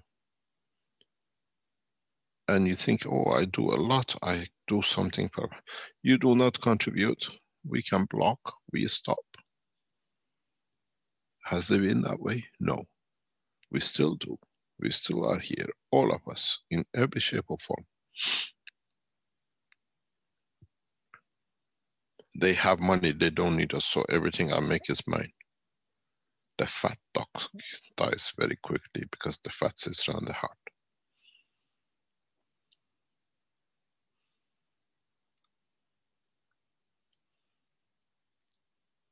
We make agreement with the governments. We know how to move things around. We are very comfortable in doing it.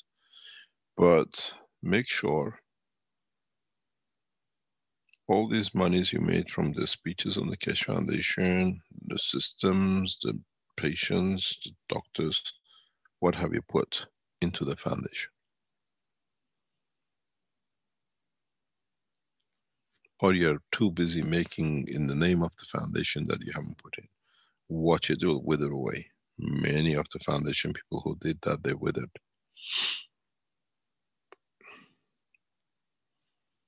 Make sure you put back into the foundation, which is all of us, what you take and is given to you free, that it can keep the cycle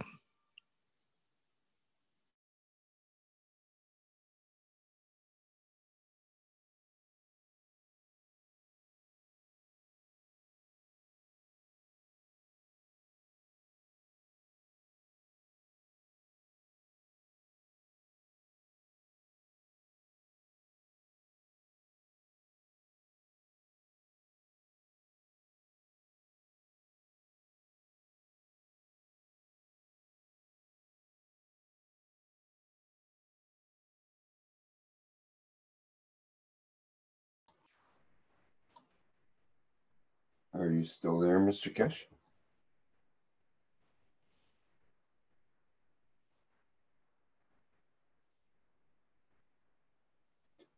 Oops, I believe we'll have to reconnect with Mr. Keshe. Hang in there.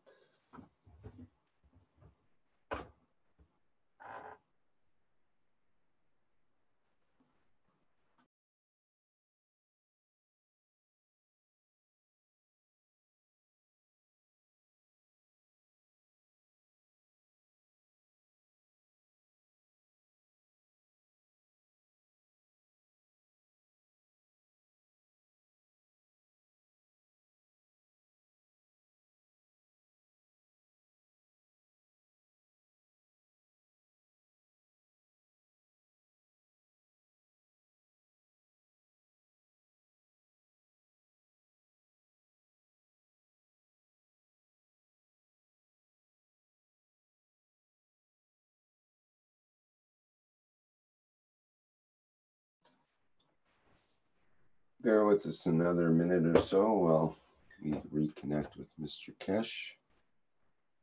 I am confident he will reappear.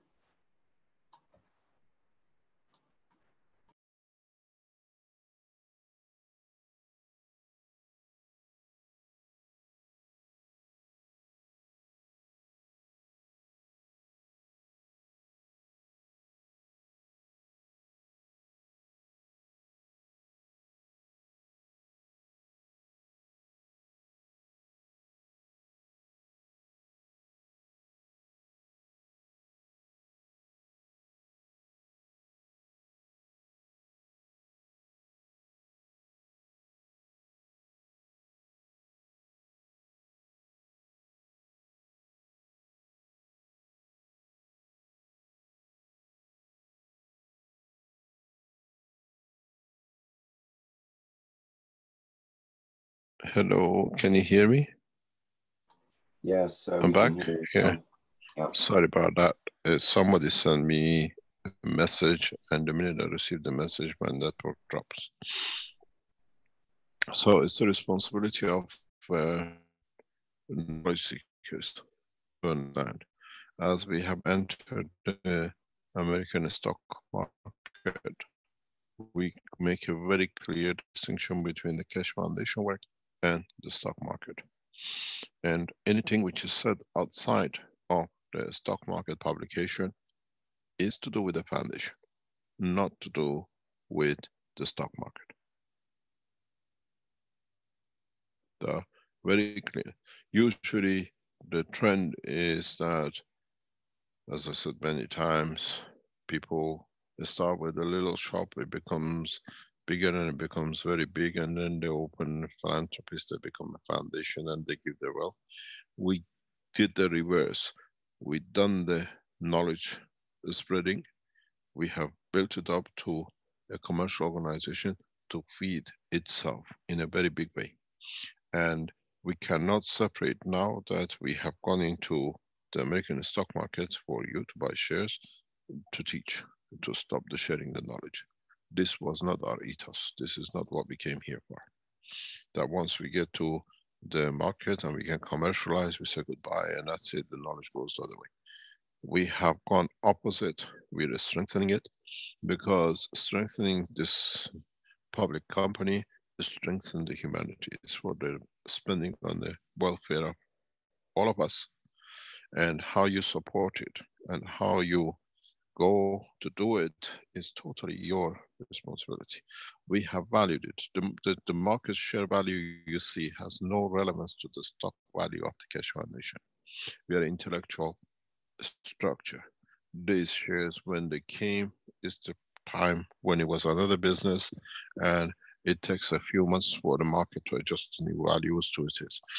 A lot of you will go into the market once the name is released to buy it to make a profit. That's a stealing. Those people who bought these shares years ago and they sat on it, you think they don't know about the foundation and you go and grab it. You have to understand, have you informed them what it is, why you're buying it? Or can we share your share? We monitor closely these shares in the stock exchange. The value which is coming to the market is what is being as a dormant company, and people are buying and selling it in different prices, but is not the true value of the foundation. It'll be evaluated by the market in the coming weeks, and as we make announcements to it, don't think I can buy it in pennies and I'll make a killing.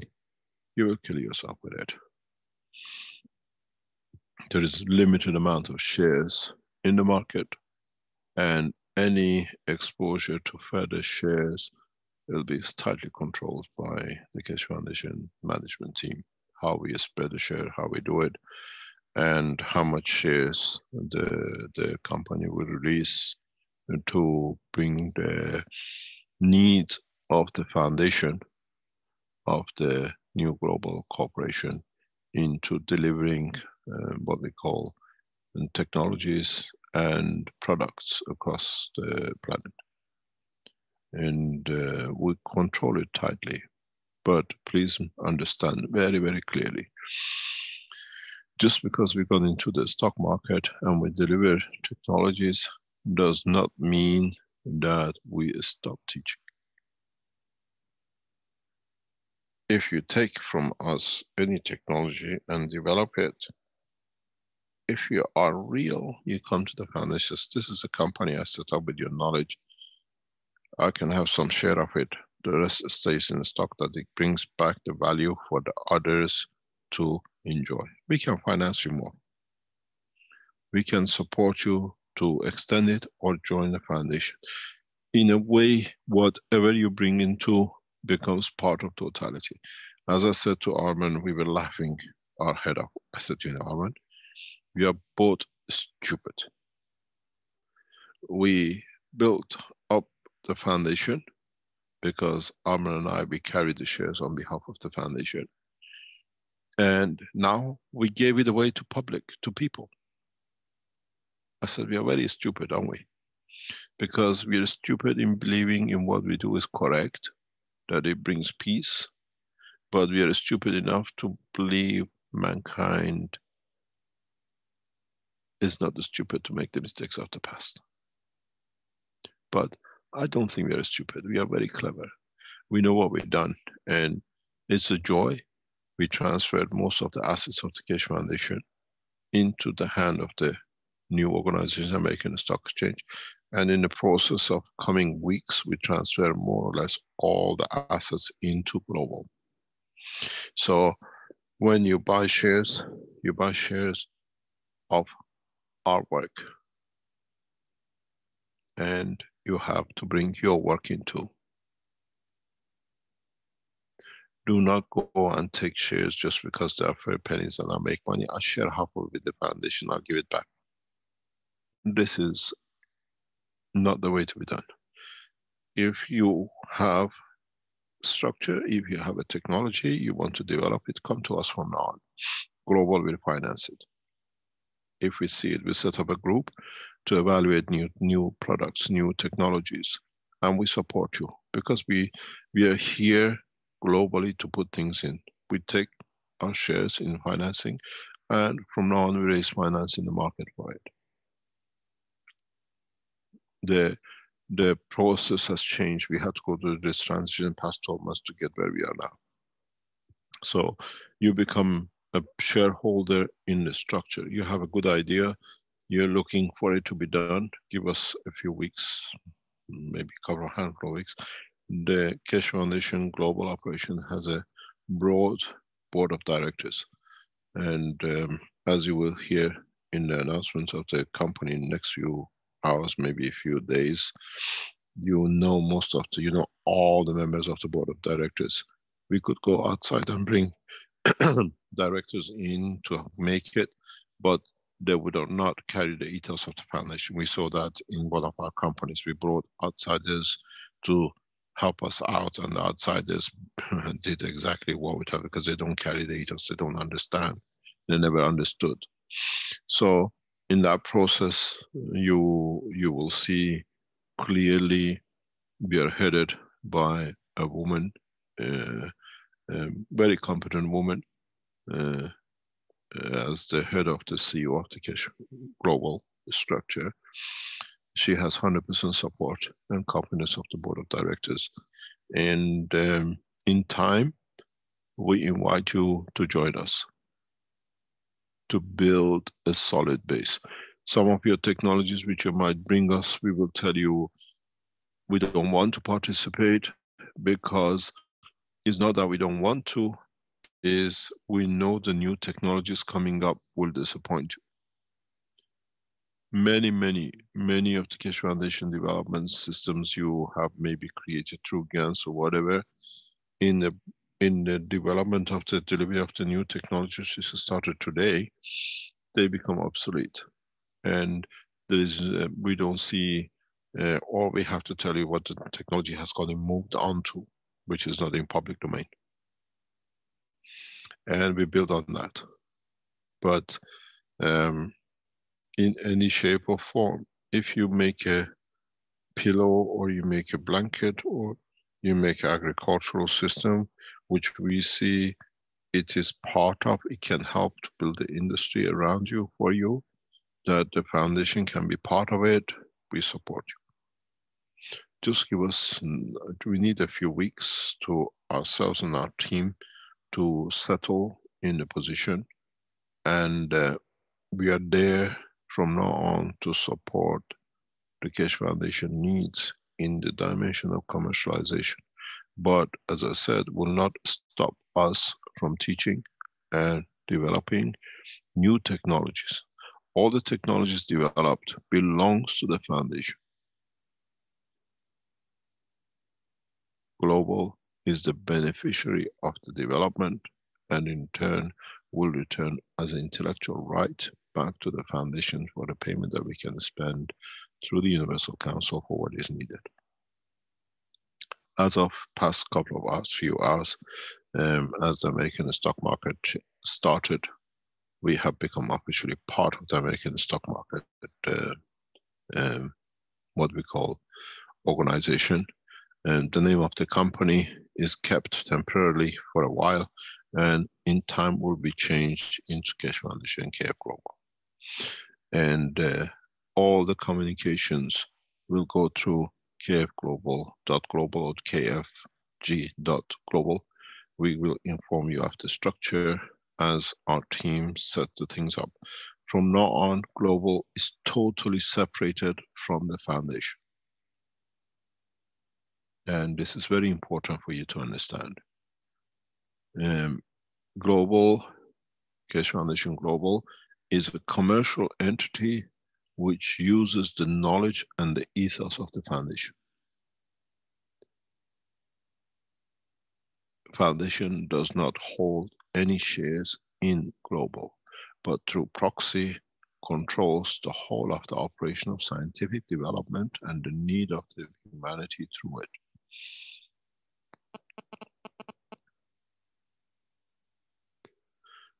We are solid in knowledge and technology, and all the new technologies on agreements will be transferred into two directions, into the foundation for the support of humanity. The share values we set, we're going to announce it, what we set the valuation, and any shares after this, what is in the market, put in the market, is delivered at that price, not what is in the market, because that price is set to bring peace, to bring stability, world peace, and has a value. And I don't think you will buy a share at, let's say, $1 to go and sell it at 3 or 5 or 10 cents. So when you buy or when you're offered to purchase shares in the new company, it's not a stock market. It's sold under a specific category of shares, and it's the value we put on it till the market realizes the valuation of the technology.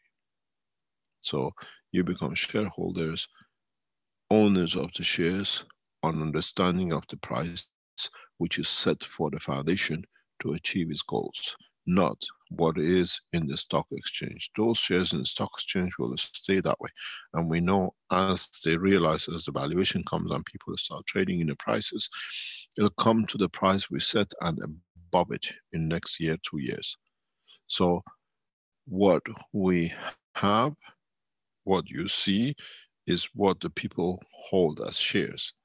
And the shares of the foundation, as we always been independent and worked our own way, will stay on the warranty with the foundation.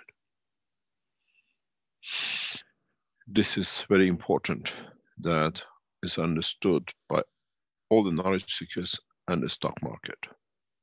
We don't run two values. We value our technology at the price we set. Anyone comes to us for shares, they want to buy shares, shares goes at the value we set on the warranty, which means the price we put.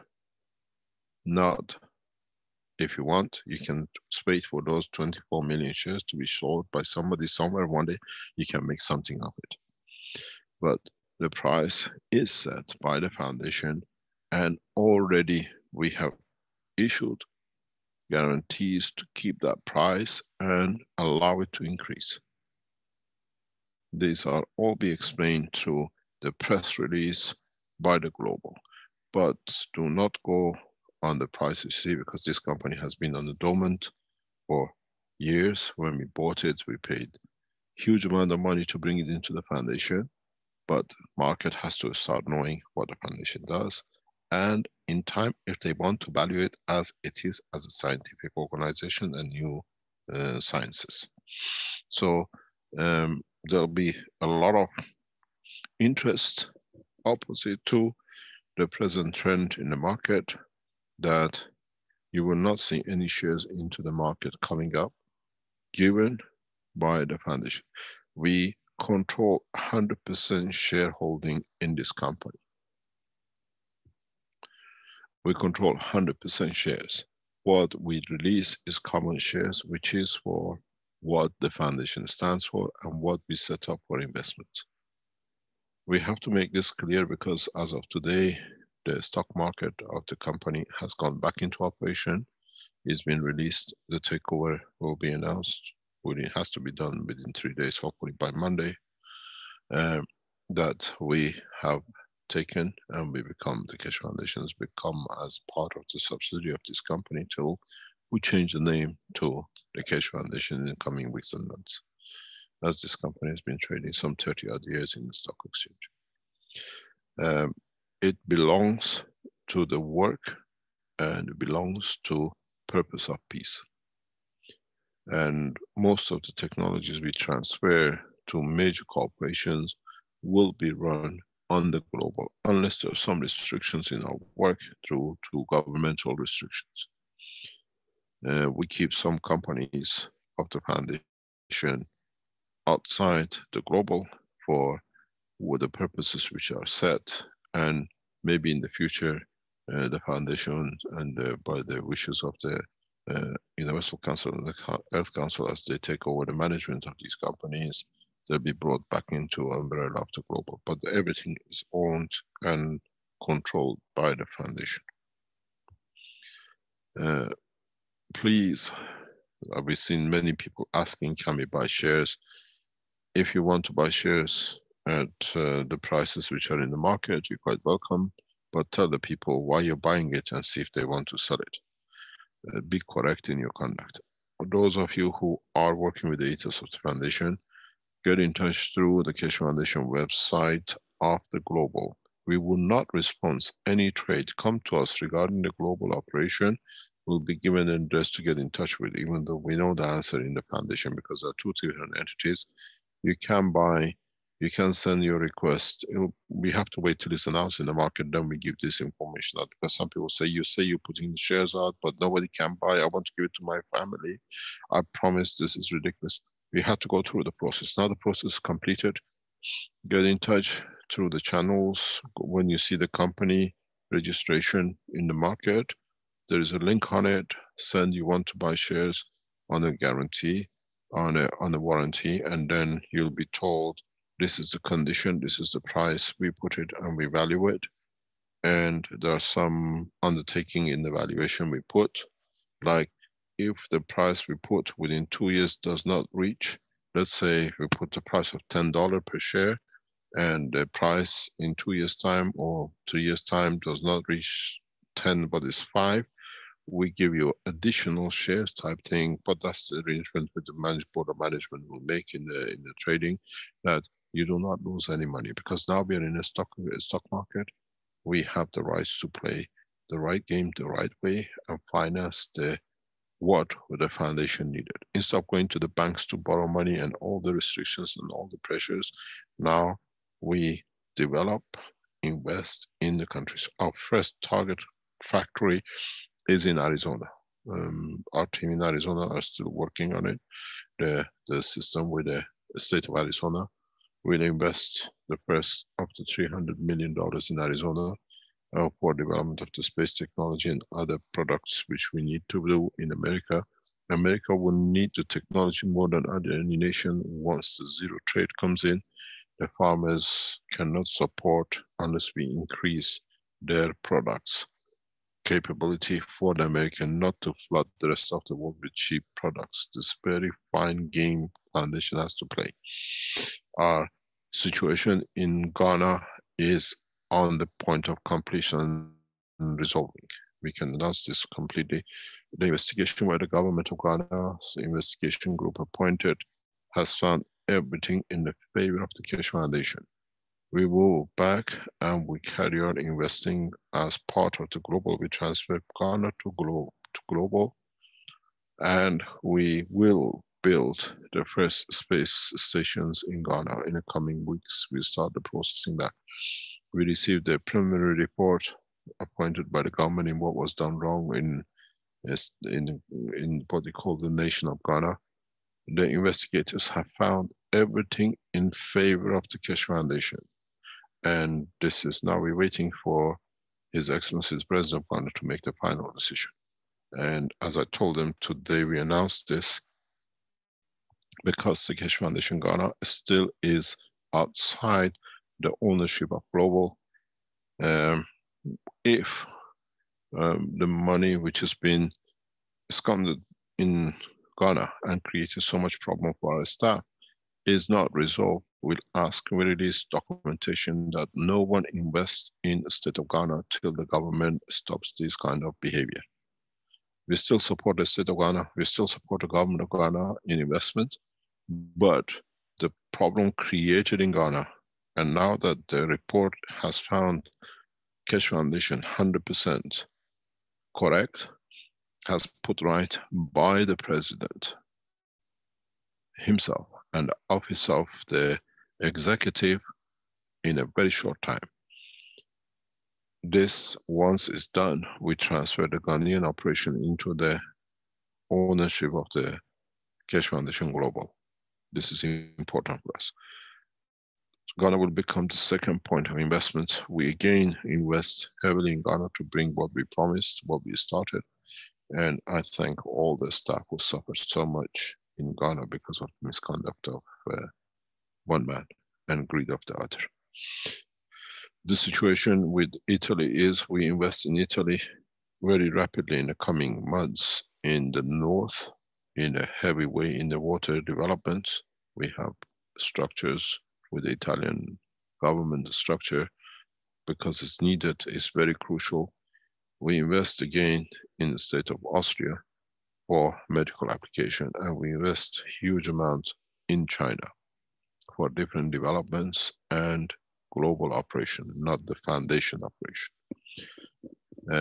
Our investment in respect to China is committed to the peace work of the Chinese government, and we work still through the same channels. We will transfer all the ownership of most of, except one company around the world, into the operation of the global, which means primarily 3 companies will run the operation of the Keshe Foundation globally. One is the global, which is none. There is one operation in Europe, which stays out of global because of the operational technical problems, which at the moment sits with the American administration operation, and one in China. So for those Keshe Foundation supporters who support us to get to where we are, we'll most probably by maybe, I don't know what the team decides, by Monday you should hear, according by law, we have to release press release on this basis that the Keshe Foundation is taken over, what do you call it, Keshe Global has become total subsidiary of the stock market company in the US, and we have transferred, Arman and I as trustees, have transferred everything back into it. And now we both stand back with it still as a main trustee to the foundation. We carry all the objectives of the foundation. Our commitment to bring this about is complete.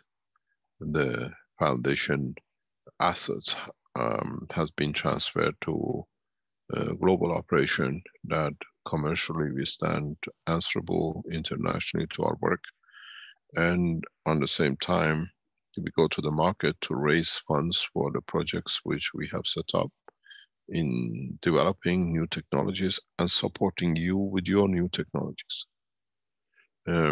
We need a lot of support in right across the global in assessing new technologies which you bring, and we want to finance. Instead of you going to looking for a bank, if they give you, your first call should be your home. And we set a structure, we carry the finances, we carry the expertise, we bring everything is possible. You take certain percentage towards what you have brought, and we amalgamate everything into one structure. And global outside China will stay the same. Inside China, the corporation we set up as part of the Keshe operation in China as of 1st of October, we hopefully, or sometimes middle of October, will do the same. If you have set up an operation in China that is beneficial to the nation, we look at, we go in partnership with you and we finance it.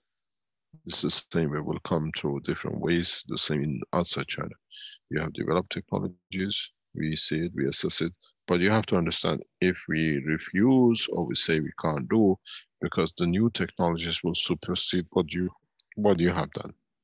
And if it is small enough, we structure global in very much as we can, the traditional, what we call small banks. The small operations, we have to support you. You're a single woman, you build something that it feeds your family or whatever, we look at it. And if we can bring it to a bigger operation that it gives you an income, the foundation has nothing to do with it, but global can finance it to do both macro and micro. Till we build up the big operations for nationally, for humanity, but at the same time we get involved in changing societies at the same time. It's a big task, but the foundation is big. And do not come in just to see, as many of you did during the work of the foundation, as a fat pig, we can milk it. Those days are gone. You milk the cow too far, too much. And now those who stayed behind holding the cow suffered with it a lot. So these things have finished, everything goes, anything from global has to be passed by its board of directors. And it's 14 of them. Is one of the largest board of directors, with each one having their own responsibility, as you will see in the announcement of the board of directors of the foundation in the coming days, global in the coming days. I should thank very much Arman for, after 2 years of torturing him, for bringing this home. And he wrote something very, very interesting, and I would like to share it because it brought a lot of a smile to my face, and it made me really laugh. He says very simply, because we see the link of the company being floated back in the stock market, but you don't see it because you don't know where it is. He writes to me beautifully, and he makes me laugh, and I think you make a lot of you laugh. Arman writes, congratulations. Officially, you're trading in US stock market. Are we going to issue some shares to God? He will be very happy. Good job, boys. He will never imagine that the knowledge of universe is trading in the stock market. And so we even brought the knowledge of God for man to make money out of it, to bring peace for himself. It is interesting that knowledge seekers and officials in governments and the rest to understand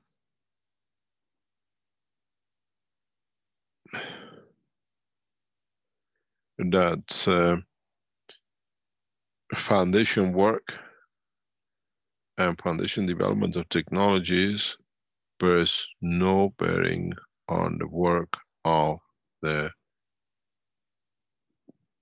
financial side of the foundation, which is the global. Global is an independent entity working to create jobs, profit for its shareholders, and achieving the goals of the what it is, World Peace Treaty. We make every endeavor to develop and share as much as we can, and just because going commercial does not stop us sharing our knowledge on a daily basis with you. Any questions?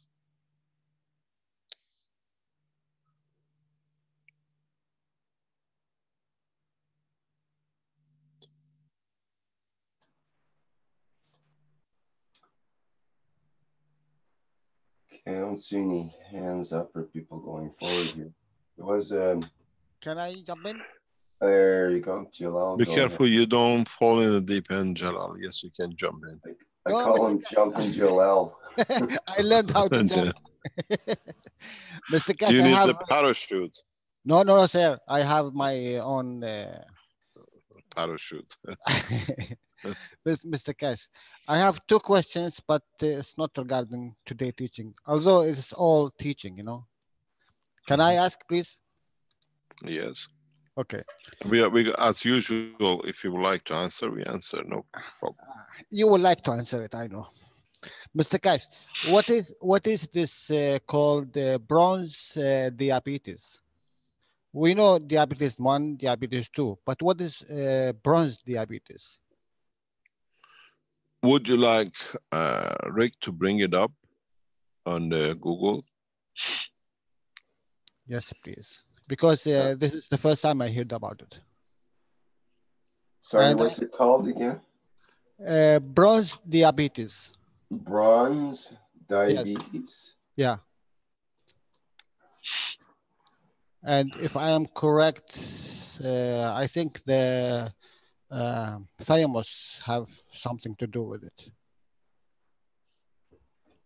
Are we going to get into a medical teaching here? No. It's only Okay. to know, you know.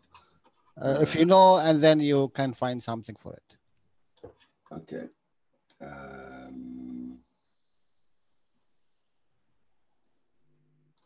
Okay, I got it here, I think. No, that's the wrong one.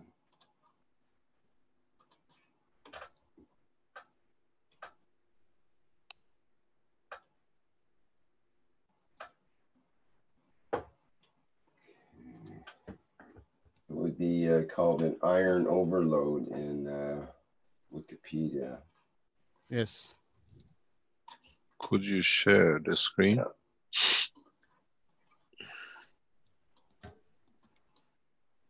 Yes.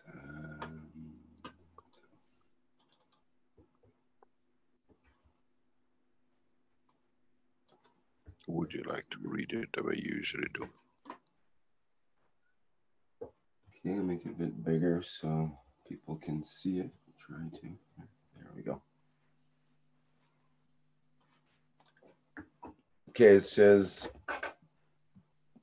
well, this is, first of all, this is what came up when I searched for the bronze diabetes, like you mentioned. So I'll read it here from Wikipedia. Iron overload indicates an accumulation of iron in the body from any cause.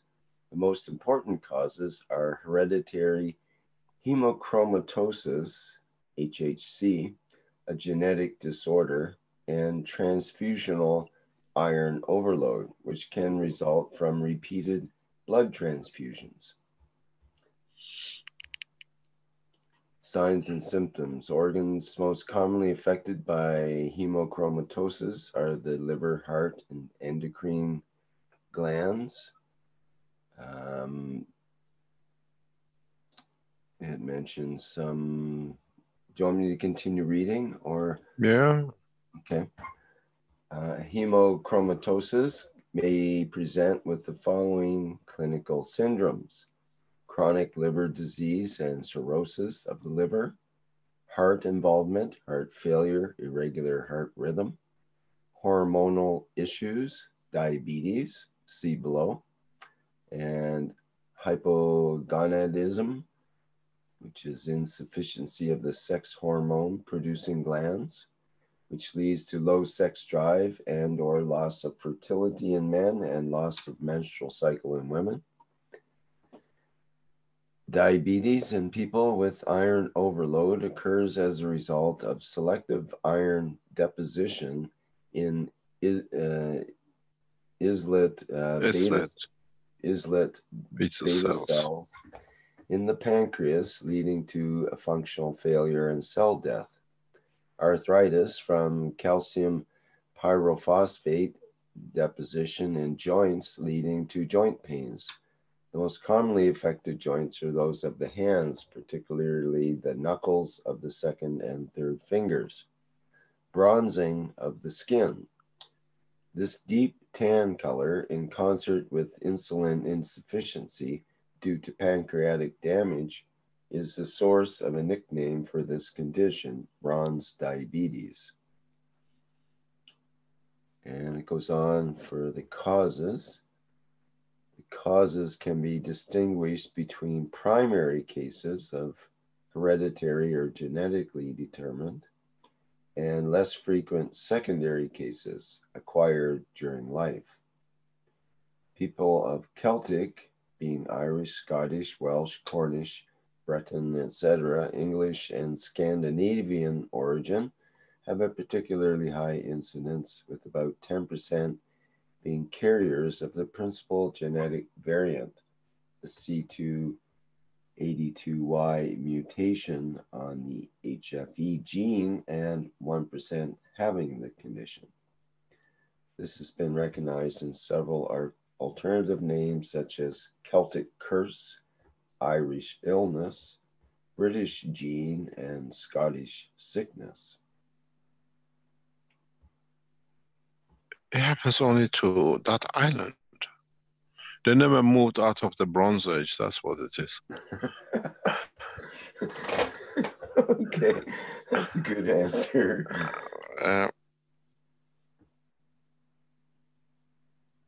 I never heard of this disease, even though I lived in England for 30 years nearly.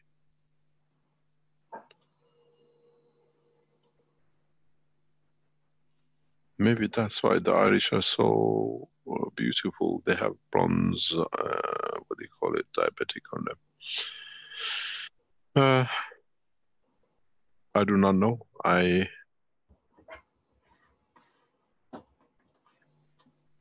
I've never heard of this disease, so I cannot comment. I've got to understand what it is before I can make you any comment. But very interesting why it does with the iron deficiency. We know iron has the connection with the production of CH3, which leads to creation of hemoglobin.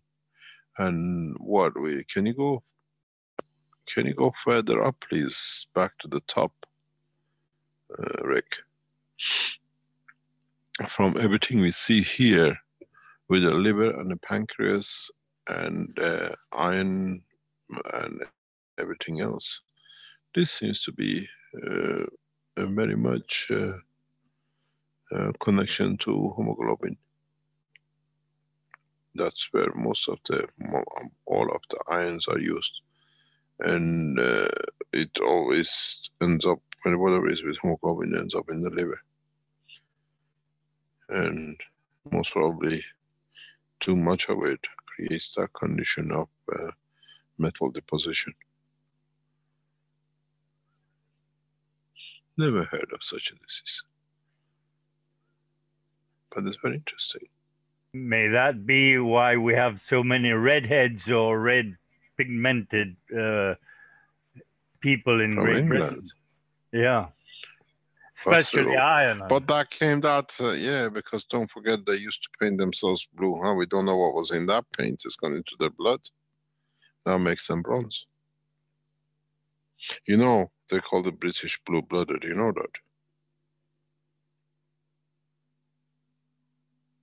And they say if you're really British, you're blue-blooded, because as I said to a lady who was shouting on the street, calling me a foreigner, I said to her, when Persia had an empire, you were painting yourself blue because you didn't have any intellect to make an arrow. Because when the Vikings used to attack England, they had no sense of anything. They were a bunch of, what do you call it, nomads in a way. They found this blue paint and they used to paint themselves blue and go in front of the Vikings, and they used to run away because they never seen a blue man. And they say if you're a true British, you're blue-blooded, you come from those, what do you call it, a bunch of people who used to paint themselves blue. And maybe this comes from that time, but it's very interesting. Mr. Keshe, one of the things that is mentioned is this idea of the transfusion with that and the iron overload that occurs there. So there was a question actually earlier before this came up from Celine, who asks, you said Mr. Keshe said that man's blood is in a GAN state in the last teaching. And, always is. I didn't say it is. Right. Yeah. So she's asking, what's the feasible way to look at blood transfusion? When people donate blood, he also delivers his emotion in totality to the one who receives. Also, before blood delivers to the one who receives, it's processed with some chemicals. So it seems there's some side effects for the blood transfusion. Yes, we carry a lot in our blood. One of the ways we are looking to overcome this, not the Keshe Global Trading site is set up, is one of the things I think will come up in their research will be the production of pure blood with no contamination. This was tested by FDA 2 or 3 years ago for us. It's extremely pure hemoglobin, and if it's produced in a specific way, is the original blood, which means it fits any of us. It's what we call O, but without any contamination. But this needs to be developed. It's something we were working on with FDA Ghana before all the problems started, and the team in FDA are very helpful. Hopefully now that the inquiry is completed by the investigators, we'll carry on with this work in Ghana. We were doing beautiful research in Ghanaian universities and with the government in Ghana. It's highly talented people. And this is one of them. One of them was this blood for transfusion, because in Africa they cannot do this and they cannot hold blood. It costs a lot of money in the heat and the dirt and everything else. So one of the ways of doing it is to produce fresh blood on a continuous standard base that it can fit everyone. And the hemoglobin we produce is one of the most beautiful pure ones, but it's a specific way. We never release the code of production, but what is used is very, very effective, and it can overcome many, many diseases. And we were just about to go to the next step of hopefully what we call intravenous injection of this blood to find the effects of it. But it's you cannot produce it the way you produce gases. It has a specific way, has to give it specific characteristics. And in a way, it's developed for the space technology. We don't carry blood banks in the space, so we had to develop this technology for space development. And you don't have to worry. In a coming time, now we have opened the parameters of the what we call global in the stock market, we will receive different ways of operation and research, and we feed back everything. We will never patent any technology. That's the ethos of the work of the global. But we request for those who use our technology to put back into the foundation for what they receive. So it becomes a matter of soul respect and actually man's commitment to anything else. But it is, you can do. I understand, I see the structure. When you come with a hemoglobin and blood transfusion, you carry ions in the blood. Then there are ways of producing now bloods in a very specific way that what you call without contamination. It's a pure blood.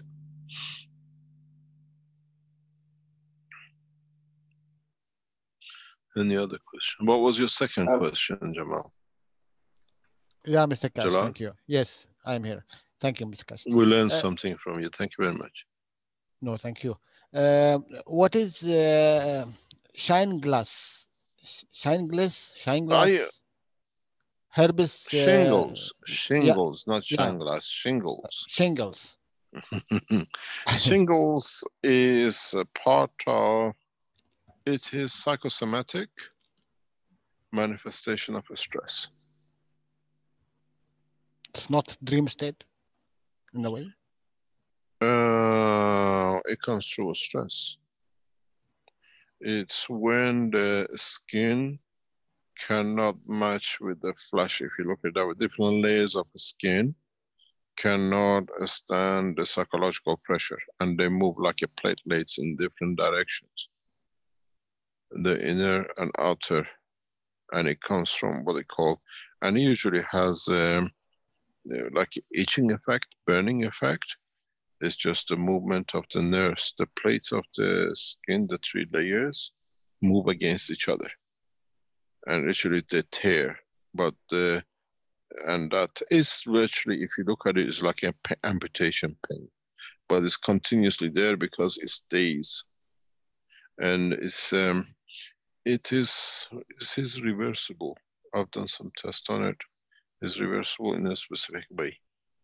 You can reverse part of it. Yeah. Can we say the place where it appears, it can shine? Where is the problem? It doesn't shine. It's the orientation of the skin layers. Sometimes it becomes blue, very dark blue. Depends case by case, person per. Sometimes it's just continuous itching of the skin. It comes through. It can appear anywhere on the body, and they call it herpes and the rest of it. But this is our understanding of the work of it. They call it herpes and everything else, but shingles initially.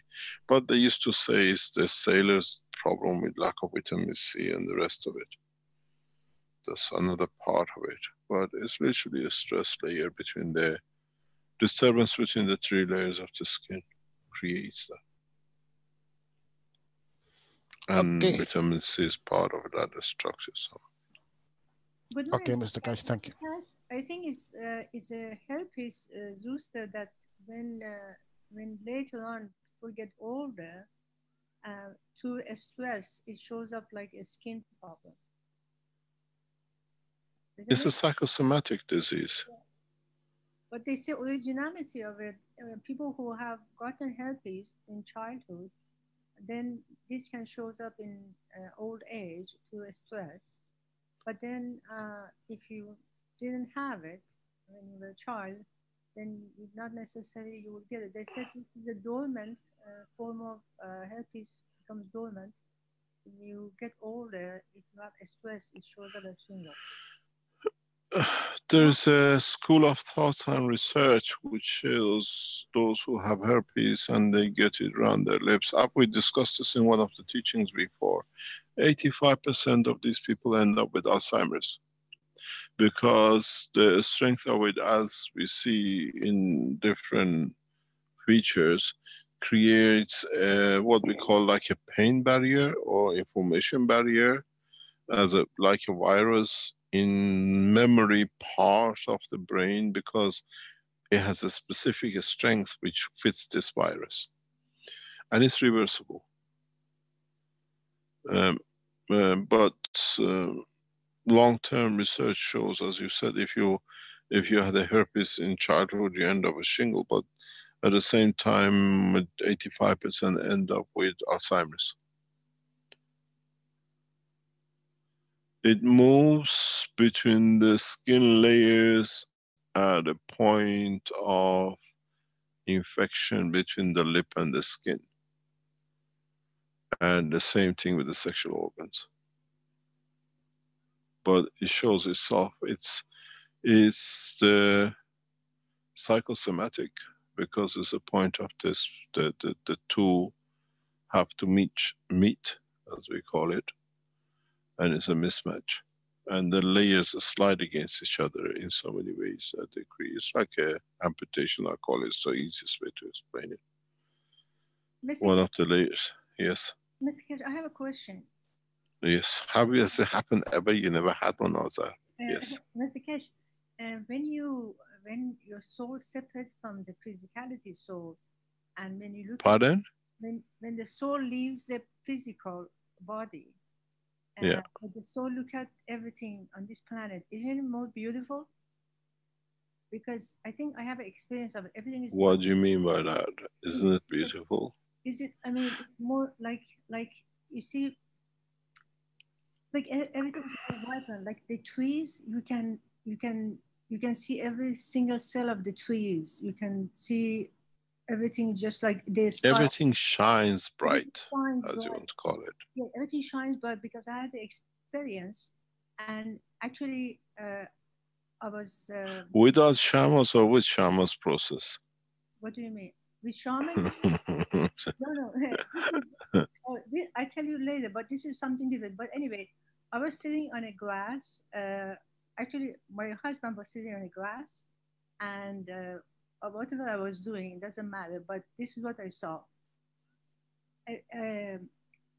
When he was sitting, he waves at me, and everything around him was so beautiful and light, and the glass was vibrant and like moving, and he was as if floating, and he was talking to me, but the soul was talking to each other, but it wasn't me. I mean, it wasn't physicality.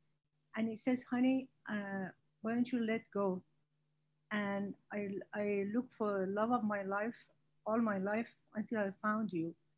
And don't worry about anything. I will take care of you now, and I will take care of you when I'm gone. And when I look around, the trees were like in my face, and I could see every single thing in the trees.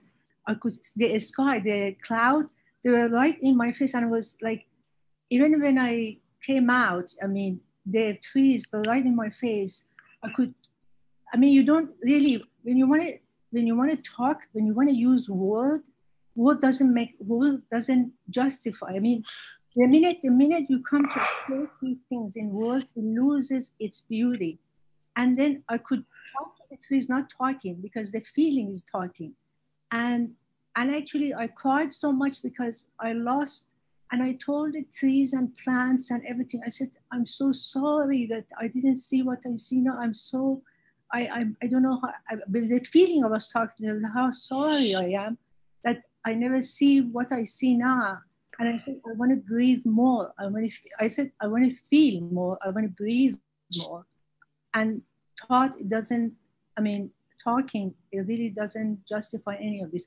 But it was so beautiful. Now when I really stare at the tree, for a while, the trees come to my face the same way. It's very amazing because the soul see it, not me. It's fantastic. I mean, and I said, if I can wish, if the soul leaves this body, and can see what the soul saw, I said, I wish everybody dies. That they see. I think you're definitely in love with your husband, and you must be a lucky man. And did you tell him when you came back what he said to you, or did he actually say anything like that? When I came back, I kissed him so much. I said, my God, this was amazing. Like, I mean, I said to him, if I was a painter, I would paint that vision. I mean, I cherish it to the rest of my life. It's incredible. And it's amazing. I mean, it's fantastic. I said, look, the way we see physicality with the physical body, everything, it doesn't justify planet Earth at all.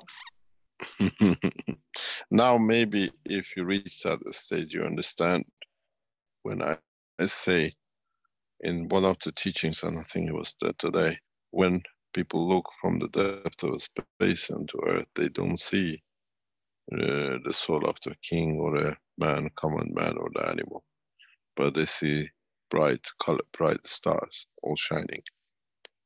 And now maybe you have experienced it for the first time. And then, Mr. Keshe, I had a dream one time that I was walking and I was so the physicality wasn't there, but I was light, and as I was walking, I was so powerful in terms of everything I touched was light, everything was healing, and my hand, everything was a breath. And as I was walking, everything was light, beautiful light, the light that you cannot imagine, and everything I touched, you can feel, and I was so. And I said, my God, I have so much power, and then I have so much energy. I mean, this thing that's coming out of my body, and is anything I touch, it will just become magnificent. And I said, my God, why? And this is the way I am, and I don't know in the physicality that way I can be like this. It was magnificent. It was, I mean, the light, it was huge. I mean, you cannot even describe this kind of light.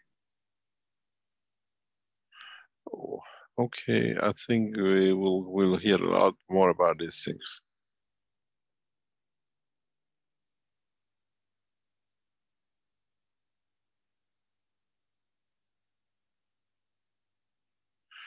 Okay, we're nearly reaching our 4-hour limit. It's nearly 7 o'clock.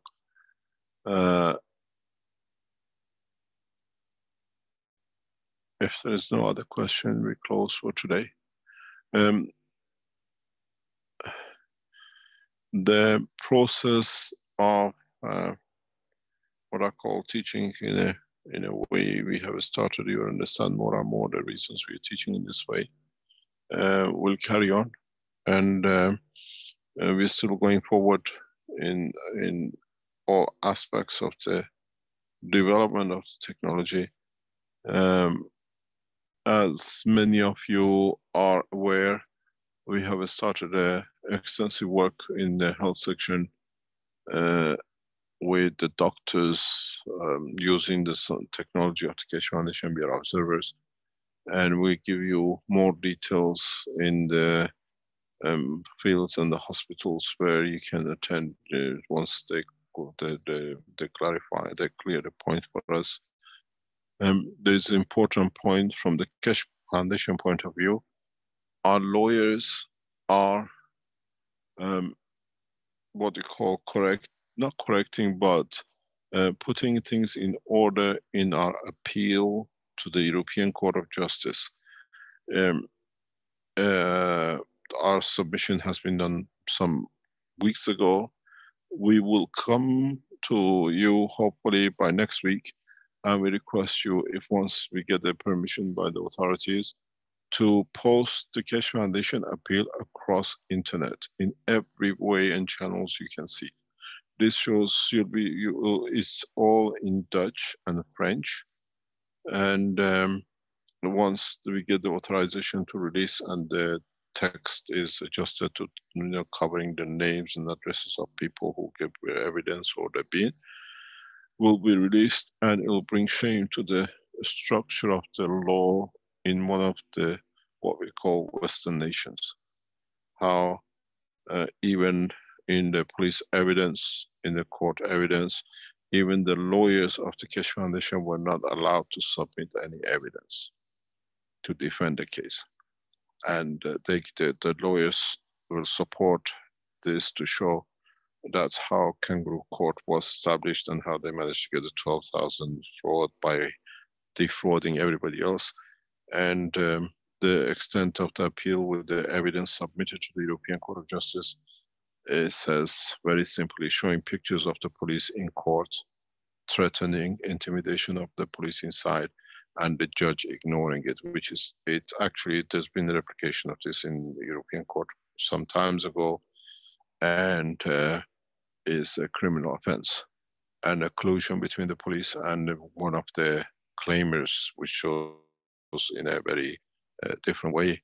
Our appeal will be heard in European Court, and will let you understand how the court was run by evidence given by the lawyer present in the office in the court.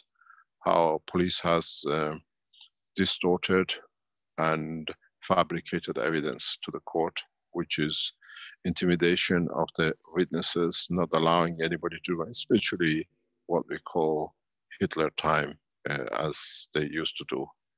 But somehow, with everything they did, they could not, they pushed everything to the maximum, but they could not get a prison sentence. That's what they were hoping for. All it was.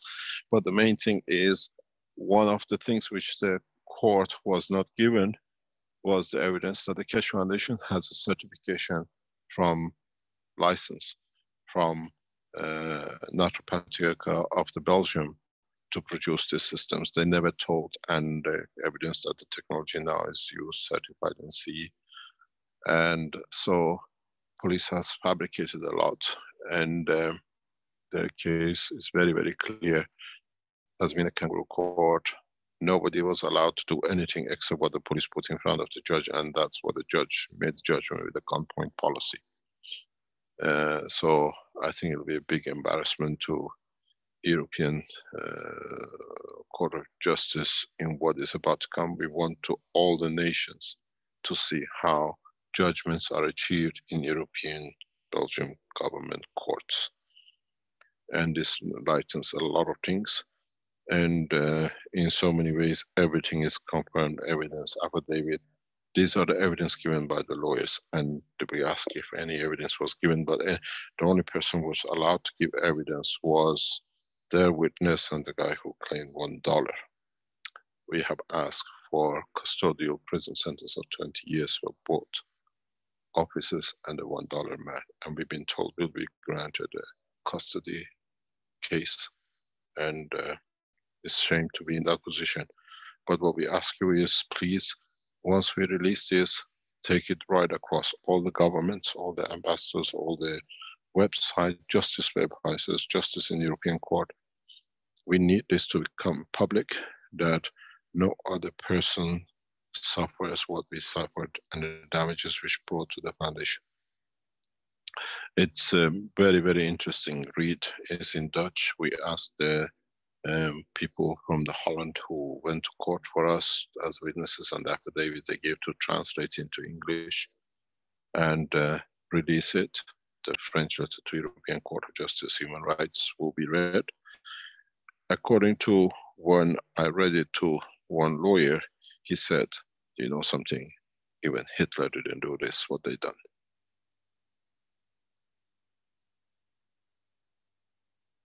This is amazing how this nation has created such a fabrication and damage to foundation reputation and many other things which is done. You'll be amazed in a very short presentation, European Court of Justice. People have to know how this government runs its affair and how judgment was achieved.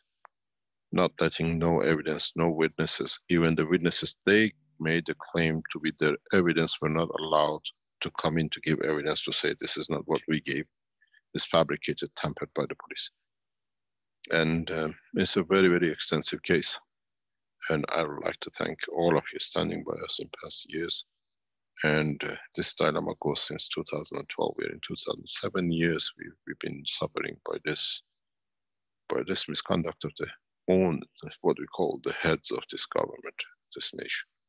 A police officer on his own does not do these things, and a bunch of police officers armed in the court, threatening people with a gun in their pocket that if they move, they shoot them.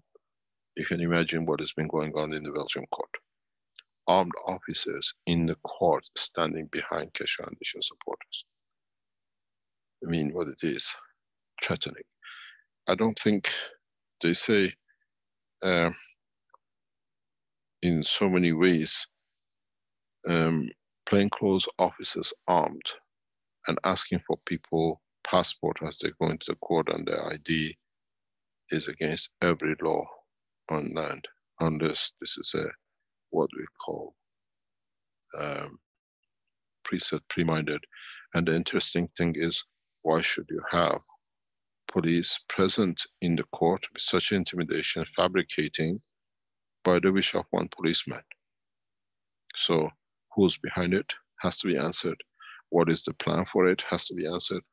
And the other thing is the total damage cost to the foundation. We submit massive damages because of what we've seen after relentless accusations and whatever was brought in by the person who received the $1, €1, supposedly. It is preset, pre-planned, premeditated. And so I ask you, we'll submit this document to you, hopefully next Thursday. And we would like you to send it everywhere you can, post it anywhere. We call it justice in Belgium court. Fabrication, theft, deception, and even murder. A police officer and one man who gets $1, they don't do this unless somebody has ordered them. And it must be a lot of people involved. And we would like to take it once from there. We are working through the next Den Haag for arrest of the people, because people have been murdered because of this. We release more information on it. And we ask for the leaders to be brought into Den Haag for just because there's more into it. And I thank you all for being there. We share our pain and troubles during this time through the foundation with all of you, and now we share with you what sits in European Court of Justice. If European Court of Justice does not place verdict as been told in the direction in favor of the Keshe Foundation, then we know where we have to go and what to do with it. But we've been told the decision is very clear. The case will be dismissed by European Court of Justice. And then through the dismissal, we take the next steps, which is officially in our hand, through other channels that will take the steps to protect the integrity and the damage which is done to the foundation by this act. I thank you very much for it, and especially all of you who stood by us, by the foundation, by me and Caroline personally, and you made that risk to go to this court a couple of times, and knowing that the policemen were there, intimidation was there, and your belief in what we did was stronger than their intimidation, and thank you for it. And it'll be very interesting if we even go into hearing at all, or the outright judgment will be issued without even going to the court, which most probably we are asking for the hearing because we want to open a lot of other things which has happened in this case. It's not just this.